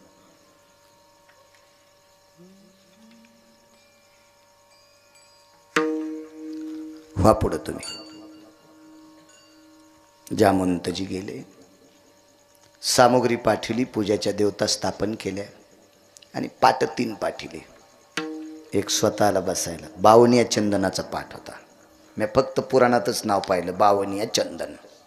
असं दिसलंच नाही, असं दिसलंच नाही. असं दिसलं असतं तर त्याच्यातली फाळी कापून आणली असती, खुडून आणली असती, आणि जे माझे डॉक्टर मित्र आहेत त्याला दिली असती. कोणतं तापीचं पेशंट आलं की त्याच्या कपाळाला लावायची, चल भाकरी. उकळत्या तेलाला थंड करायची ताकद त्या चंदनात येतं. ताप का नाही पळवायचं ते? हो. ललाट स्पर्शाना मिती भावनी हा ज्वरा अति जायते नैवम गांजा कसम लिखितम. हो, नैवम गिरगावकर लिखितम. इतकी ताकद. हे 3 पाट आणले सोन्याच्या फिरके त्याला. रावण स्वतः एका पाटावर प्रभू रामचंद्र बसले. पण रामचंद्रांच्या बाजूला एक पाट टाकला. रामचंद्रांना शंका आली, हा पाट कोणाला टाकला असेल? बायको तर एकच आहे आणि ती याच्या ताब्यात आहे. अशोक वाटिकेत याच्या ताब्यात आहे ना. मग या पाटावर कोण बसणार? आणि कोणाची हिंमत आहे प्रभू रामचंद्राच्या बाजूला पाटावर बसायची? शंका 8-9 येतात. 2 सांगतो तुम्हाला. प्रभू रामचंद्राला 2 शंका. आपल्याकडं यजमानाच्या हातात कंगन बांधित असते आणि त्या कंगनातल्या पुढचा दोरा त्याच्या पत्नीच्या हातात बांधित असते. आधी यजमानाच्या बायकोला नसते बांधित. आधी यजमानाला लग्न झालेलं असलं तर त्याला बांधित असते.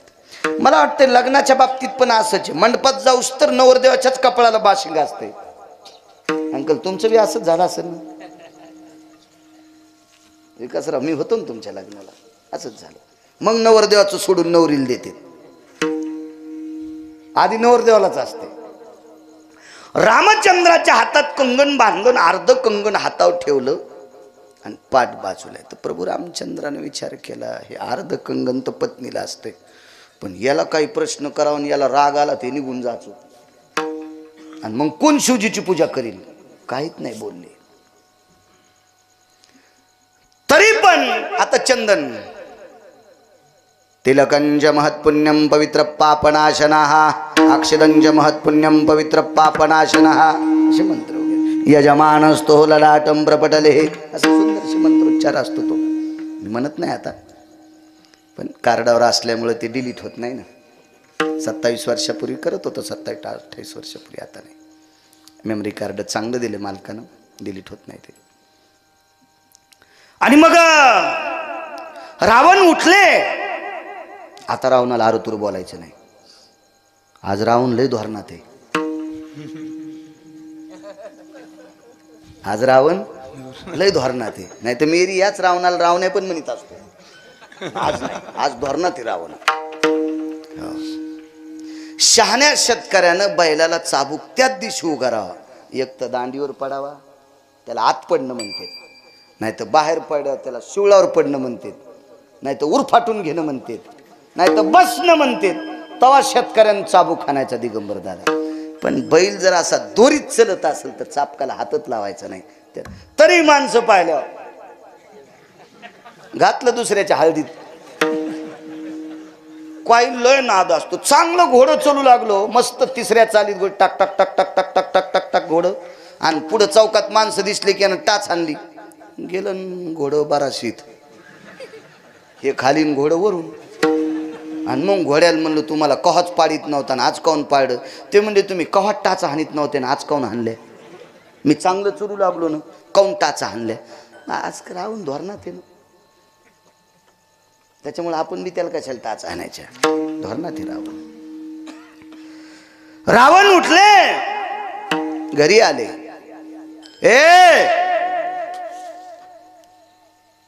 असं पण नाही म्हणलं, नुसतं पाहिल्याबरोबर वाकत वाकत एक पत्नी आली. काय तुम्ही 6 जणी विमानात बसा, अशोक वाटिकेत विमान घ्या. मंदोदरी ओघळता, मंदोदरीला सोबत घेतलं नाही. रावणानं 6 पत्न्या विमानात बसल्या. काय वानवाता सांगतोय? काय वान विमानात बसल्या. रावण एका विमानात आहे, अशोक वाटिकेत विमान आलंय. पुन्हा एकदा सांगतो, रावण आज धोरणात आहे.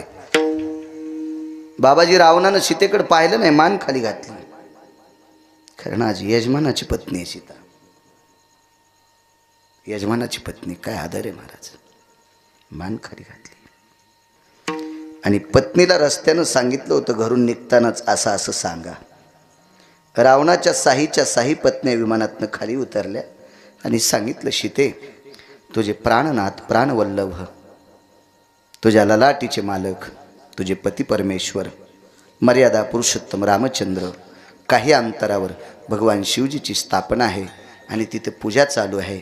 पौरोहित्य करण्यासाठी आमचे मालक आहेत आणि लग्न झालेले एकट्यानं पूजाला बसू नये याच्याकरता तुला न्यावं लागतंय, तुला इमानात बसायचंय. आणि 6 बायकांसोबत 7वी स्त्री सीता विमानात बसल्या. रावणात स्वतःच्या विमानात आहे. रावणाचं विमान त्या तीरावर अगोदर पोचलं. खाली उतरले रावण, आपल्या पाटावर बसले. आवाज दिला, ए आणा ग. एकूण तीन आणि 6 जणीनं सीतेला पाटावर बसिलं. राहिला प्रश्न कोणी कोण बसिलं. बसू द्या कोणी कोण, डावीकून किंवा उजवीकून. काही माणसं लय नाकान वांगे सोलणार. हा बायको इकून असावी.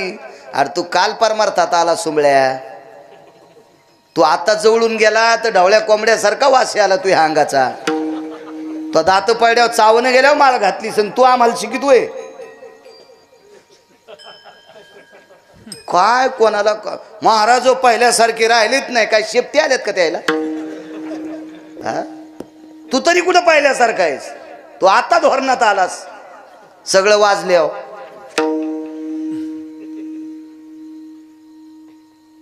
तेव्हा एखाद्या पुरोहिताला, एखाद्या विद्वानाला अपमान तर करायची आपल्यात ताकद नाही, पण माहिती नसणारी गोष्ट शिकवायची सुद्धा आपल्यात ताकद नसते. वारकरी संप्रदायाच्या दंडकानुसार पत्नी डावीकडे असावी. आईसाहेब सुद्धा दोघांच्या डावीकडे होत्या. अर्धांगी पार्वती डावीकडनं, वामांगी रखुमाई डावीकडनं. आणि पुराणाचा जर दिलासा घेतला, शास्त्राचा वेदाचा, तर उजवीकडनं सुद्धा बायको बसवता येते पूजेला आणि डावीकडनं सुद्धा बसवता येते. कारण दोन्हीपैकी एक अंग पतीचं असतंय. हे मधात कार्य करायचेच नाही. चला पुढे. आईसाहेब बसल्याबरोबर प्रभू रामचंद्राला वाटत होतं आपण रावणावर काय ओवाळून टाकावा. पूजा आटपली आणि पूजा आटपल्याच्या नंतर दक्षिणेचा संकल्प सुटला. काय होतं उद्याला, रुमाल नाही तोंड पुसायला, काय द्यायचंय. बाबाजी पाणीच खाली पडत नव्हतं. रावणानं सांगितलं आशीर्वादाचा आशीर्वाद देऊन टाका.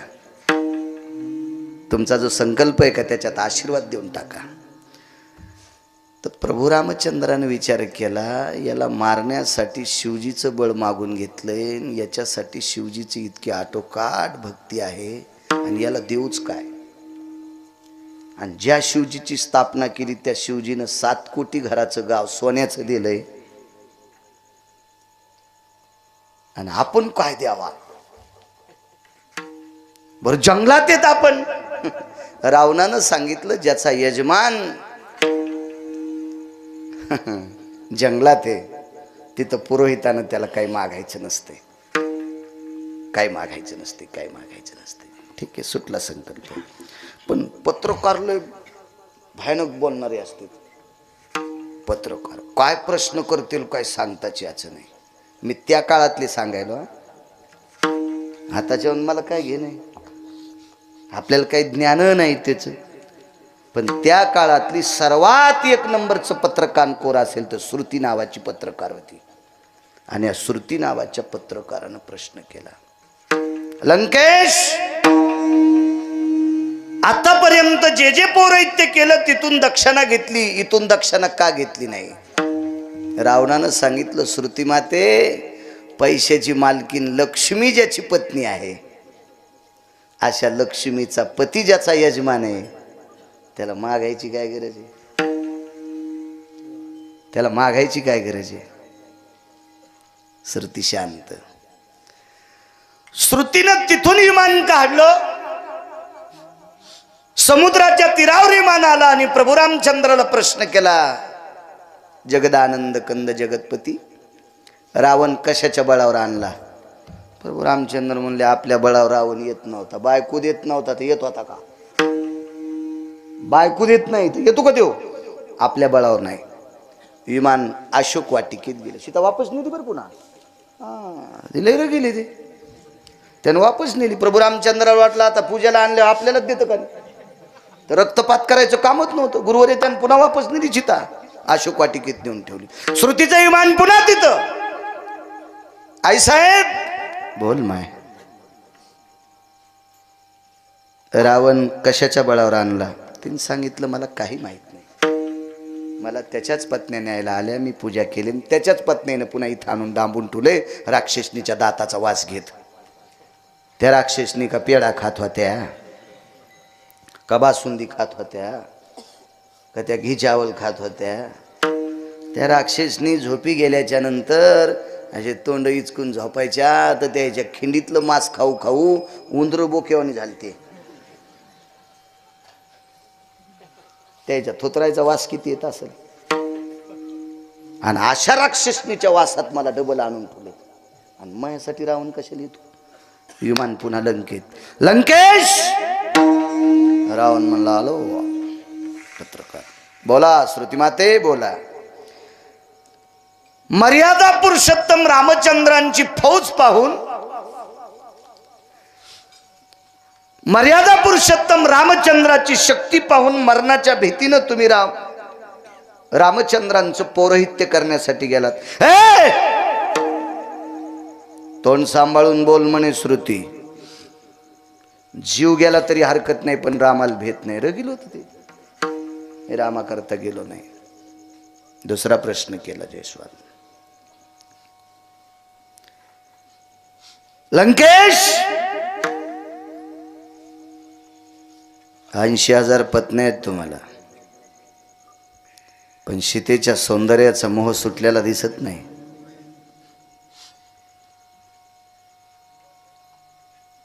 घोंगडेच ना आणणं तुमचं यजमान. घोंगडे पैनिक. 80,000 पत्न्या आता, पण सीतेचा मोह सुटला नाही वाटतं. एवढं सौंदर्य आहे सीतेचं, आणि त्या सौंदर्याला भळभळून तिच्या मालकाचं पौरोहित्य करण्यासाठी गेलात.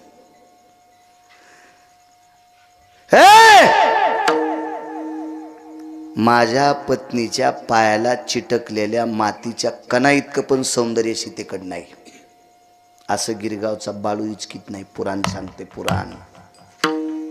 इतक्या सुंदर रावणाच्या पत्न्या होत्या. म्हणून आपल्या गाथ्यात सुद्धा पुरावा आलाय. 80 सहस्र सुंदरा कामिनी, 80 सहस्र सुंदरा कामिनी.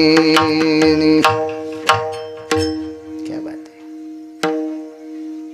माझी मुख्य राणी मंदोदरी.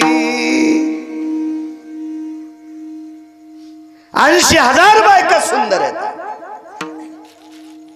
पुराणाचा दिलासा असा आहे की आईसाहेबांपेक्षा 125 पटीनं रावणाच्या पत्न्या सुंदर होत्या. असं गिरगावचा बाळू सांगत नाही, पुराण सांगते. पुराण पुराण पुराण.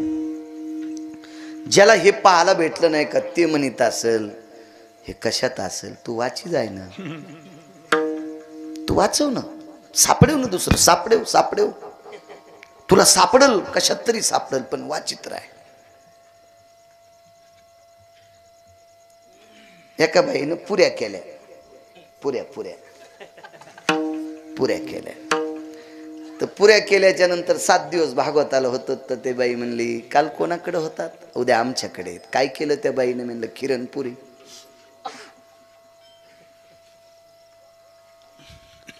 त्या बाईनं दुसऱ्या दिवशी करंजा केल्या.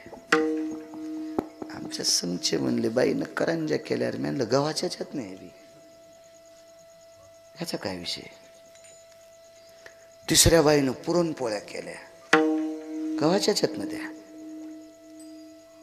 जसे एक गहून प्रकार बहु अशी एक जुनी म्हण होती. एक गहू आणि प्रकार बहु. एका गव्हाचे जरी इतके पदार्थ होत असतील त्या देशात पुराणाचा व्यासंग पकडण्याची कोणाची माय आली, कोणाची हिंमत आहे, कोणाची ताकद आहे? बघत राहा, बघत. हजारो वर्ष आयुष्य मिळालं तरी अभ्यास संपत नाही. इतका गाढा प्रचंड व्यासंग या भारत देशातल्या ऋषीमुनींच्या परंपरेचा व्यासंग आहे. आपण काय करू शकतो? काय माणसं हे बुटकं भर पाणी घेऊन दुसऱ्याला आंघोळ घालायचा लय नाद. बुटकं भर पाणी घेतलं आणि म्हणला करा आंघोळून. ते म्हणलं तो तोंड धुतलंस का? ते म्हणलं परत दिवशी धुतलं होतं. म्हणजे यानं थुत्तर धुतलं नाही त्याला आंघोळ घालायला चाललाय. अशांची संख्या जास्त वाढली. अभ्यास करणं गरजेचं आहे. महाराज कोण्या दिवशी कधी बाप जन्माला येईल काय सांगता येत नाही. एके दिवशी बोलून गेलो मी एका कीर्तनात, बाप जन्माला येत असतो. गुरुजी गायनात पण, पकवादात पण, कीर्तनकारात पण. कारण कव्हा बाप जन्माला येईल काय सांगता येत नाही. कारण इतकी प्रचंड विद्वत्तेचा व्यासंग झालाय. अभिमान करायचाच नाही. मला लय वाजिता येते, मला लय गाता येते आणि मला लय कीर्तन सांगता येते. मुकाट्या बसकंटुल्या लय झाकलेले हिरे येत ते उघडे पडले ना तर तुला बायको पशीच गप्पा आणावं लागते. मुकाट्या बसले येड्यावानी करू नको. त्याच्याकरता आपण अभ्यास करणं गरजेचं आहे. अभ्यास करणं गरजेचं आहे. एक पैलवान कोणी दिसला की असंच करायचा, दोंडत थापटायचा. बाया दिसल्या तरी बी. एक बाई म्हणली फसक्या तू मयाव काय दंड थापटी तू, अजून पिवळा झाला नाहीस. ज्या दिवशी हळकुंड अंगाला लागन ना त्या दिवशी दुमता तिमता होशीन आणि बाजाराला फिशू घेऊन पळशीन. बाया दंड थोपटी तू हे रे सुंबळ्या. ह्या पण ते पैलवानकीचा गर्व. असंच एक नातू होते एका म्हातारीचं पैलवान होता आणि तिथे गेलं. ते पाणी देऊ लागलं हळदीला. हळदीला पाणी देऊ लागलं आणि म्हातारी भाकरी करू लागली. पैलवान कुठे? हळद भिजवायला गेला. का येईन? लाईन गेल्या. तवरक पैलवानीच्या घरीच बसलेला, ह्यो घरी आलेला दोंडत थापटू लागला. ते म्हणला मी तर 9 क्विंटल बदाम खाल्ले तर आणि हळद भिजवायला असा कुठं पैलवान असतो का? समजायचंच नाही मी कोण्या गाडीत आलो. काहीच नाही. कधी कधी रेल्वे डबे वाजणारे पण आपला गर्व जिरू शकते. हो, रेल्वे स्टेशनला वडापाव मागून खाणारी बाई भारतात गाजली ना हो. भारतात गाजली, तिनं मोठ्या मोठ्याची जिरिली ना. असं कधी समजायचंच नाही मी काय म्हणून. अरे लय मोठं आहे जग. हो, 5,000 रुपये पण डायरीच्या पुढून ठुले. आणि ज्याच्या घरी गेला त्याचा रोजदार आहे. आणि 5,000 500च्या नोटा पुढून ठेवल्या. बेकार चोट कुठला. आणि भाकर तर त्याच्याच घरची खाऊन आलाय आणि त्याला 500च्या नोटा दाखवायलाय. किती मूर्खपणा येऊ. बर बर बर. म्हातारी म्हणली जेवा. तसे चालते बोंबले बिन भाकरीचे. बसले खाल. तिनं पत्राळे ताट टाकले. बंदी भाकरी नशीबवान, चुलीवरल्या भाकरी आणि कोरडी भुरकी. शेतकऱ्याचं घर होतं ते. हे तर ते नाही, ते तर हे नाही. किती लोक दाखवायचे इथं बसलेले ना. आजोबा पंजोबाला विचारा. एरंडाच्या पानात हिरव्या मिरच्या गुंडाळून इस्त्यात ते पुडा टाकायचा आणि मिरच्या अशा भाजल्याच्या नंतर मग भाकरी संग खायच्या. कशाचं तेल आलं प्रकाशराव. ह्या परिस्थितीत आपल्या बापदाद्यांचे जीवन गेलेत. ऐका, म्हातारीन कोरडी भुरकी टाकली. पहिलवाना संघचा मित्र होता. संघचे लय शहाणे बाप्पा. अजून बी नवरदेवापेक्षा सोकोनेच हरामखोर. हो, मला टावेल पाहिजे आणि घरी कशानं थुत्तर पशी तू. आणि तिथे टावेल मागायला उचल्या कुठला. वजन आणतो तिथं. संघचे म्हणले आजीबाई तेल. म्हातारी म्हणली वाढ न रे. कळडी वाड्या होत्या, कळडी भाजून कळडी. ते म्हणले आजी या कळडी येतात, ह्या घाण्यावर न्यावं लागत्या, त्याची आरड घ्यावं लागती. म्हातारी म्हणली बाप्पा आमच्या इथं सगळे कामात माणसं येतं. आम्हाला घाण्यावर झाला आणि आरडी घ्यायला टाईम नाही. ज्याला तेल खायचं का ते कळडी पिळीत येत, अशा कळडी पिळीत येत. पहिलवान म्हणला कळडी पिळणं आणि कसं तेल निघल. त्याच्या सोबत एक नवीन लागलं होतं, ते म्हणलं असं थापटीतून इथं घाल ना कळडी. ते म्हणला मुकाट्या बस ना, ते पहिलवानाला थापटीत असतात, कळडी कुठे पिळत असतात का सोंबळ्या. आणि ते म्हणलं मग ह्या घरी तर पिळूनच तेल काढतात. पहिलवान म्हणला मुकाट्या बस बाबा, चुकून आलो तर आपण रे बाबा, ह्या मथारीच्या नाताच्या नाही नादी लागायचे. मथारी जरी इतकी गुंगवायली तर नातू का असोल. तर ते एक जण असं टोचू टोचू, तर म्हातारी म्हणली थांब दादा तुला तेल देते. त्याच्यात पात्रावरल्या कळडी घेतल्या आणि म्हातारीन पिळल्या बरोबर टळ टळ टळ टळ तेल निघलं. एका भाकरीचे 5-5 घास केले आणि पटकन गाडीत बसले. बुटाड तिथंच विसरले. म्हातारी म्हणली अरे बुट न्या ना. काऊन म्हणला आजी इतकी म्हातारी आहेस तर कळडी पिळल्यावर तेल काढ, तू हा नातो ना आम्हाला पिळल्यावर काय काय काढीन आमचं. हो त्याच्यामुळं कोणाला साधं समजूत नका या जगात. काळ विचित्र आहे, असं समजायचंच नाही मी लय मोठा आहे आपल्यापेक्षा. कोणतरी एक जण म्हणला मी लय श्रीमंत आहे. तू कसं काय श्रीमंत आहेस? 1.5 कोटीचं घर आहे आणि 25 कोटीच्या घरात राहणारा भिकारी असतो का? आपल्यापेक्षा ते मोठे आहेत ना. आपल्यापेक्षा जर कोणी मोठं नसेल तर त्यानं म्हणायचं मी श्रीमंत आहे. अरे जग पडले, काय सांगू लागलो. रावण माझ्या पत्नीच्या पायाला चिटकलेल्या मातीची सुद्धा बरोबरी सीता करू शकत नाही. मी तिच्या रूपाला कसं बळबळन. मग श्रुती म्हणली रामप्रभूला भिवून गेला नाहीत, सीतेच्या सौंदर्याला भुलून गेला नाहीत, 65 खुर्च्या उतरून कधी न येणारा माणूस आज विरोधकाचं पौरोहित्य करण्यासाठी गेलात. याचं कारण काय? तर रावणाचे डोळे पाण्यानं डबडबले आणि एकच सांगितलं, सीतेच्या सौंदर्याला भुलून गेलो नाही, रामाच्या वैभवाला भुलून गेलो नाही, या दोघांचं भजन करणाऱ्या वारकऱ्याचं ऐकून गेलो. त्याचं नाव होतं जामवंत.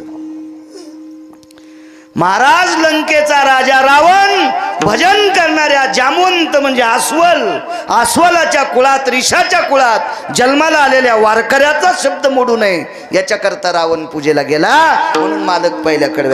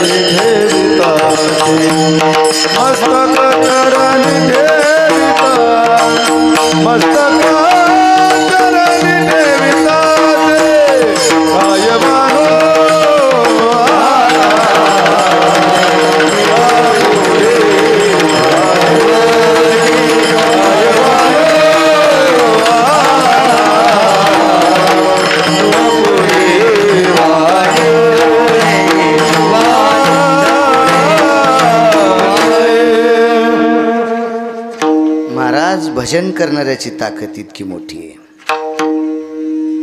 मथुरेचा राजा कंस हा कृष्ण परमात्म्याला भेट नव्हता, पण नारदाला भेट होता. नारदाला भेट होता. नारद भजन करत होते. महाराज एवढी मोठी राजे महाराजे प्रचंड शक्तिशाली होते, पण भेट होते फक्त महाराज लोकायला, म्हणजे वारकऱ्यांना, साधूला भेट होते. साधूला महाराज विश्वाला प्रकाश देणारा सूर्य साधूच्या कपड्याची सुद्धा बरोबरी करू शकत नाही. काढोनी ढुंगाचे चिरगुट भिरकाविले नभी देख ते चतुर्दश भास्करा परिलेख तेज कांती. एकाची शाटी तपिन्नली एके सृष्टीवरी सृष्टी केली. कमरेला गुंडाळायचं धुडका कशात फेकलं तर 14 सूर्य इतका प्रकाश पडतोय गुरुजी. साधूचा स्पर्श झालेल्या कपड्यात इतकी ताकद येतं. साधूत किती काय वानू आता न पुरे 64 कला. अवगत असणारा व्यक्ती वाघावर बसून आला. हा पुरुषार्थ आहे. हा पुरुषार्थ आहे. 1 कोटीच्या गाडीत बसणं पुरुषार्थ नाही. या देशातले गुंडही 5-5 कोटीच्या गाडीत बसतात. वाघावर बसणं पुरुषार्थ.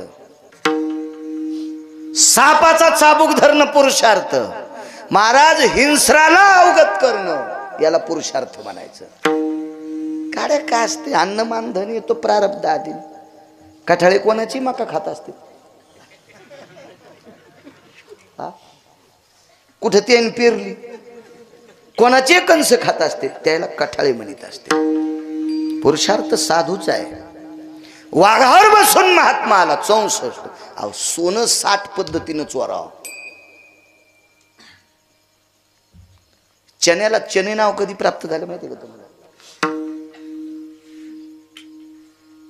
त्याचं खरं नाव आहे चुने. पानाला लावते ते चुना नाही.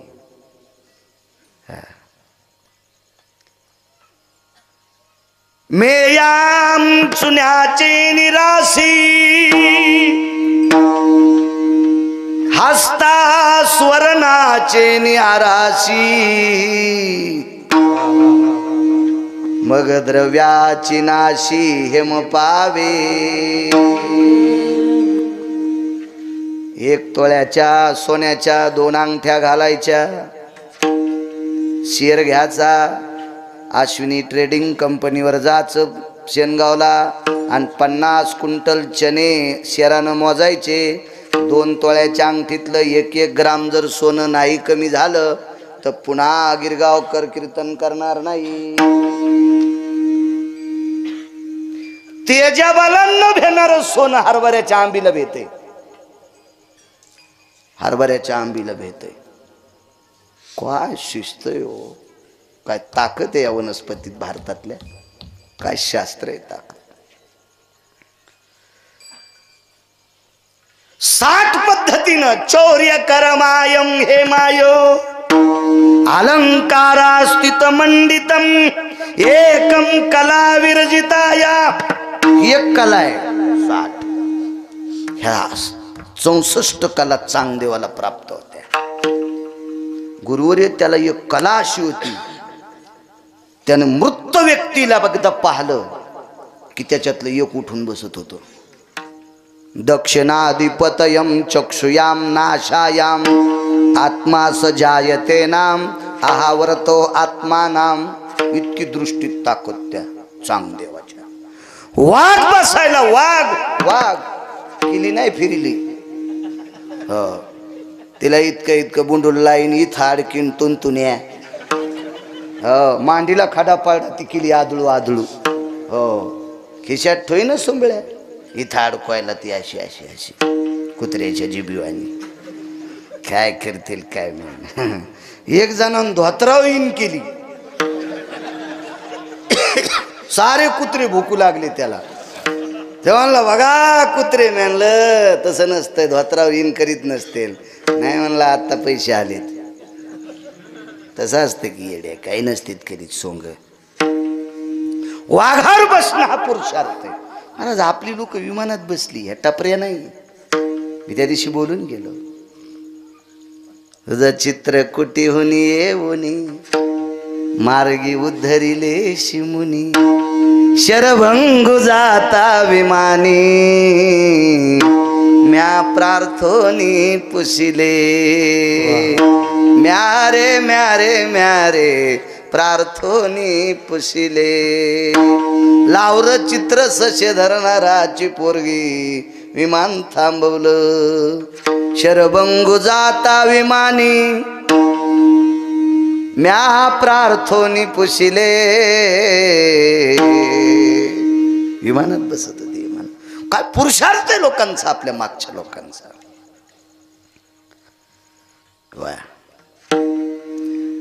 या देशातल्या साधूनं नाव पाण्यातली आकाशात पाण्यातली आकाशात पाण्यातली आकाशात पाराशर आकाशात घेतल्या चुटकी वाजिले तुझ्यामुळे पत्नी संग करू देत नाही तू काळ कर ना चुटकी वाजिल्या बरोबर अंधारण तिकडे उजळलं काय साधू ताकद पण अशा साधूला भेटलेली पत्नी किती अधिकारी तिने सांगितलं देवतार्चन झाल्याशिवाय कुलाचार झाल्याशिवाय पत्नीची संग करत नाही तितकी पवित्र या देशाची साध्वी बी आहे म्हणून या देशात रत्नांची संख्या जास्त आहे गुरुजी मानवी रत्न या देशात जास्त आहेत कर्णासारखं रत्न याच देशात काय पुरुषार्थी करणं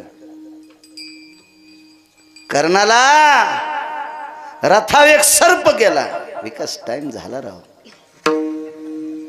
हा बाबांजींमुळं बरं तिथं करीत असतो ना बाबाजींच्या तिथं मी वा कर्णाच्या रथावर एक सर्प गेला त्या सर्पाचं नाव होतं अश्वसेन नावाचा सर्प त्याच्या आईचं नाव सांगता येईल का किती भागवत ऐकले तुम्ही वाती वळता वळता सांगा ना सांगता येतं त्याच्या आईचं नाव त्या अश्वसेनाच्या आईचं नाव घालान गिरगावच्या बाळ्याला गोळी एखादी फोका त्याच्या आईचं नाव आहे सारिणी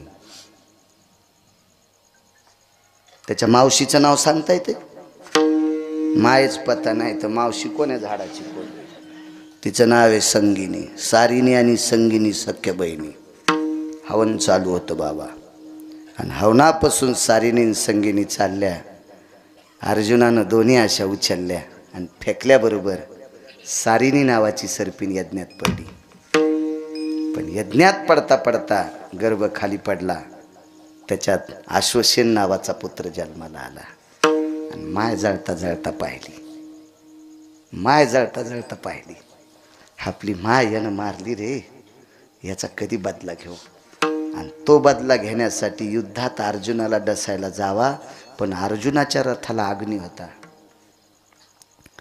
इंद्रे दिला विजयी रथ अग्नी सहस्र बाण देत किंवा अग्नी दिला विजयी रथ इंद्र सहस्र बाण देत कोणतंही लावा मग अग्नीच्या सानिध्यात सर्पाला जाता येत नाही सर्प गेला कर्णाच्या रथावर काय पुरुषार्थ आहे काय पुरुषार्थ आणि कर्णाच्या पायापाशी असं स्पर्श केला खाली पाहिलं डोळ्यातून पाणी आलं मला मदत कर काय तुझा आणि माझा शत्रू एकच आहे कोण तुझाही शत्रू अर्जुन आहे माझाही शत्रू अर्जुन आहे कर्ण म्हणला माझा कशामुळे म्हणले हो युद्धात काय नसते म्हणले तो मारला मला राज्य त्यानं मला मारलं त्याला राज्य मग अर्जुन मारायचं काम मी तुला मदत करतो तुझा शत्रू कसा माझी माय यानं जाळली म्हणले आणि याला चावण्यासाठी मला अग्नीमुळे जाता येत नाही तुझ्या बाणावर मला बसव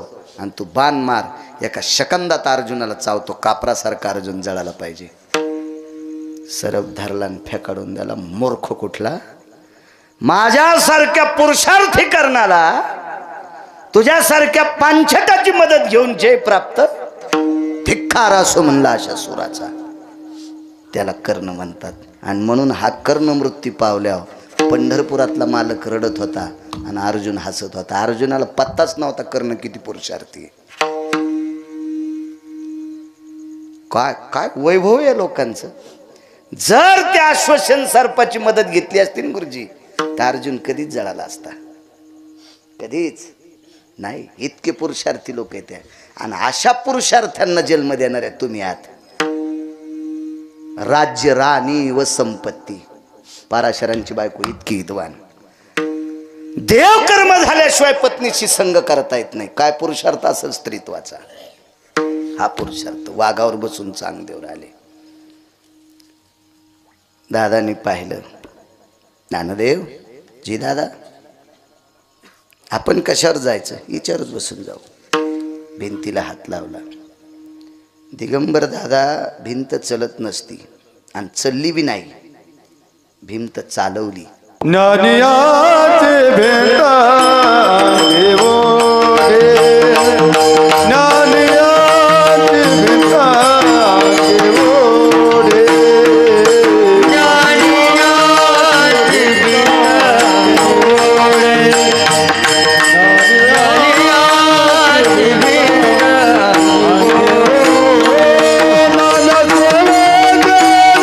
नवे सबोटे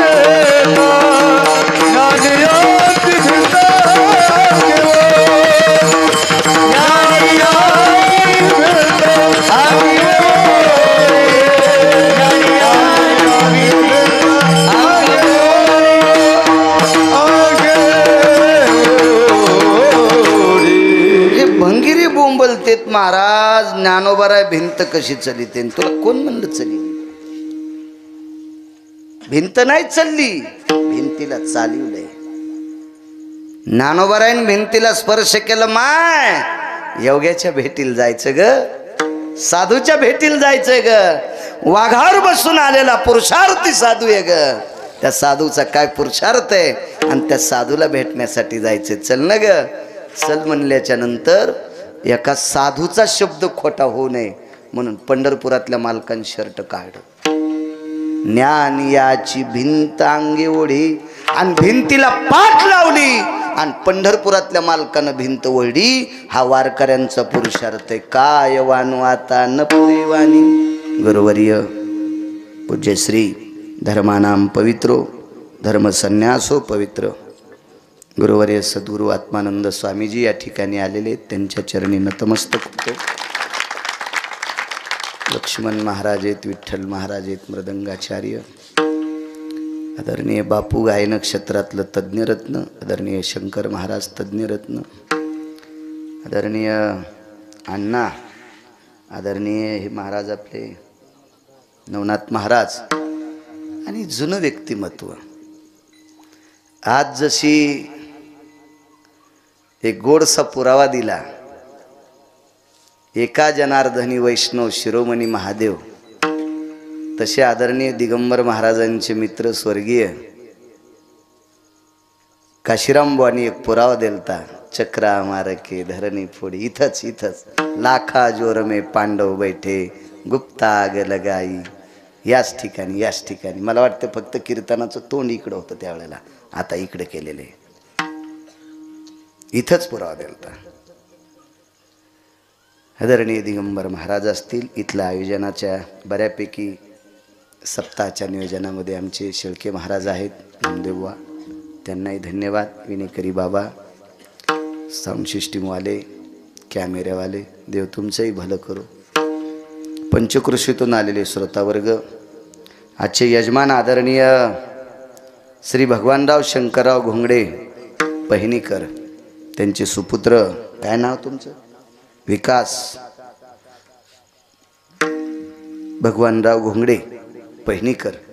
आजचं यजमानपद त्यांच्याकडे, त्यांना धन्यवाद. गावकऱ्यांच्या वतीने, यजमानाच्या वतीनं नामदेव फर्निचरचे सर्व आदरणीय विकासजी जयस्वाल संप्रदायात बऱ्यापैकी त्यांची वर्णी असती, ते सुद्धा हजर आहेत. माझ्यावर अतूट प्रेम करणारे आदरणीय प्रकाशरावजी बिडकर, अश्विनी ट्रेडिंग कंपनीचे मालक, भांड्याचे व्यापारी, आमचे अंकल, वरडे अंकल, आधी करून माझ्यासोबत शिकायला. आता मागच्या वेळेस ओळख झाली माझी, काय मोबाईल हे व्हॉट्सअप नसल्यामुळे ओळख नाही. काय ना भागवत. उपस्थित सर्व श्रोते जनार्दन, तुम्हा सर्वांना प्रणाम करतो. आणि वेळ फारच झाला, तुमचा अर्धा घंटा घेतला त्याबद्दल माफ करा. विठोबा रखुमाई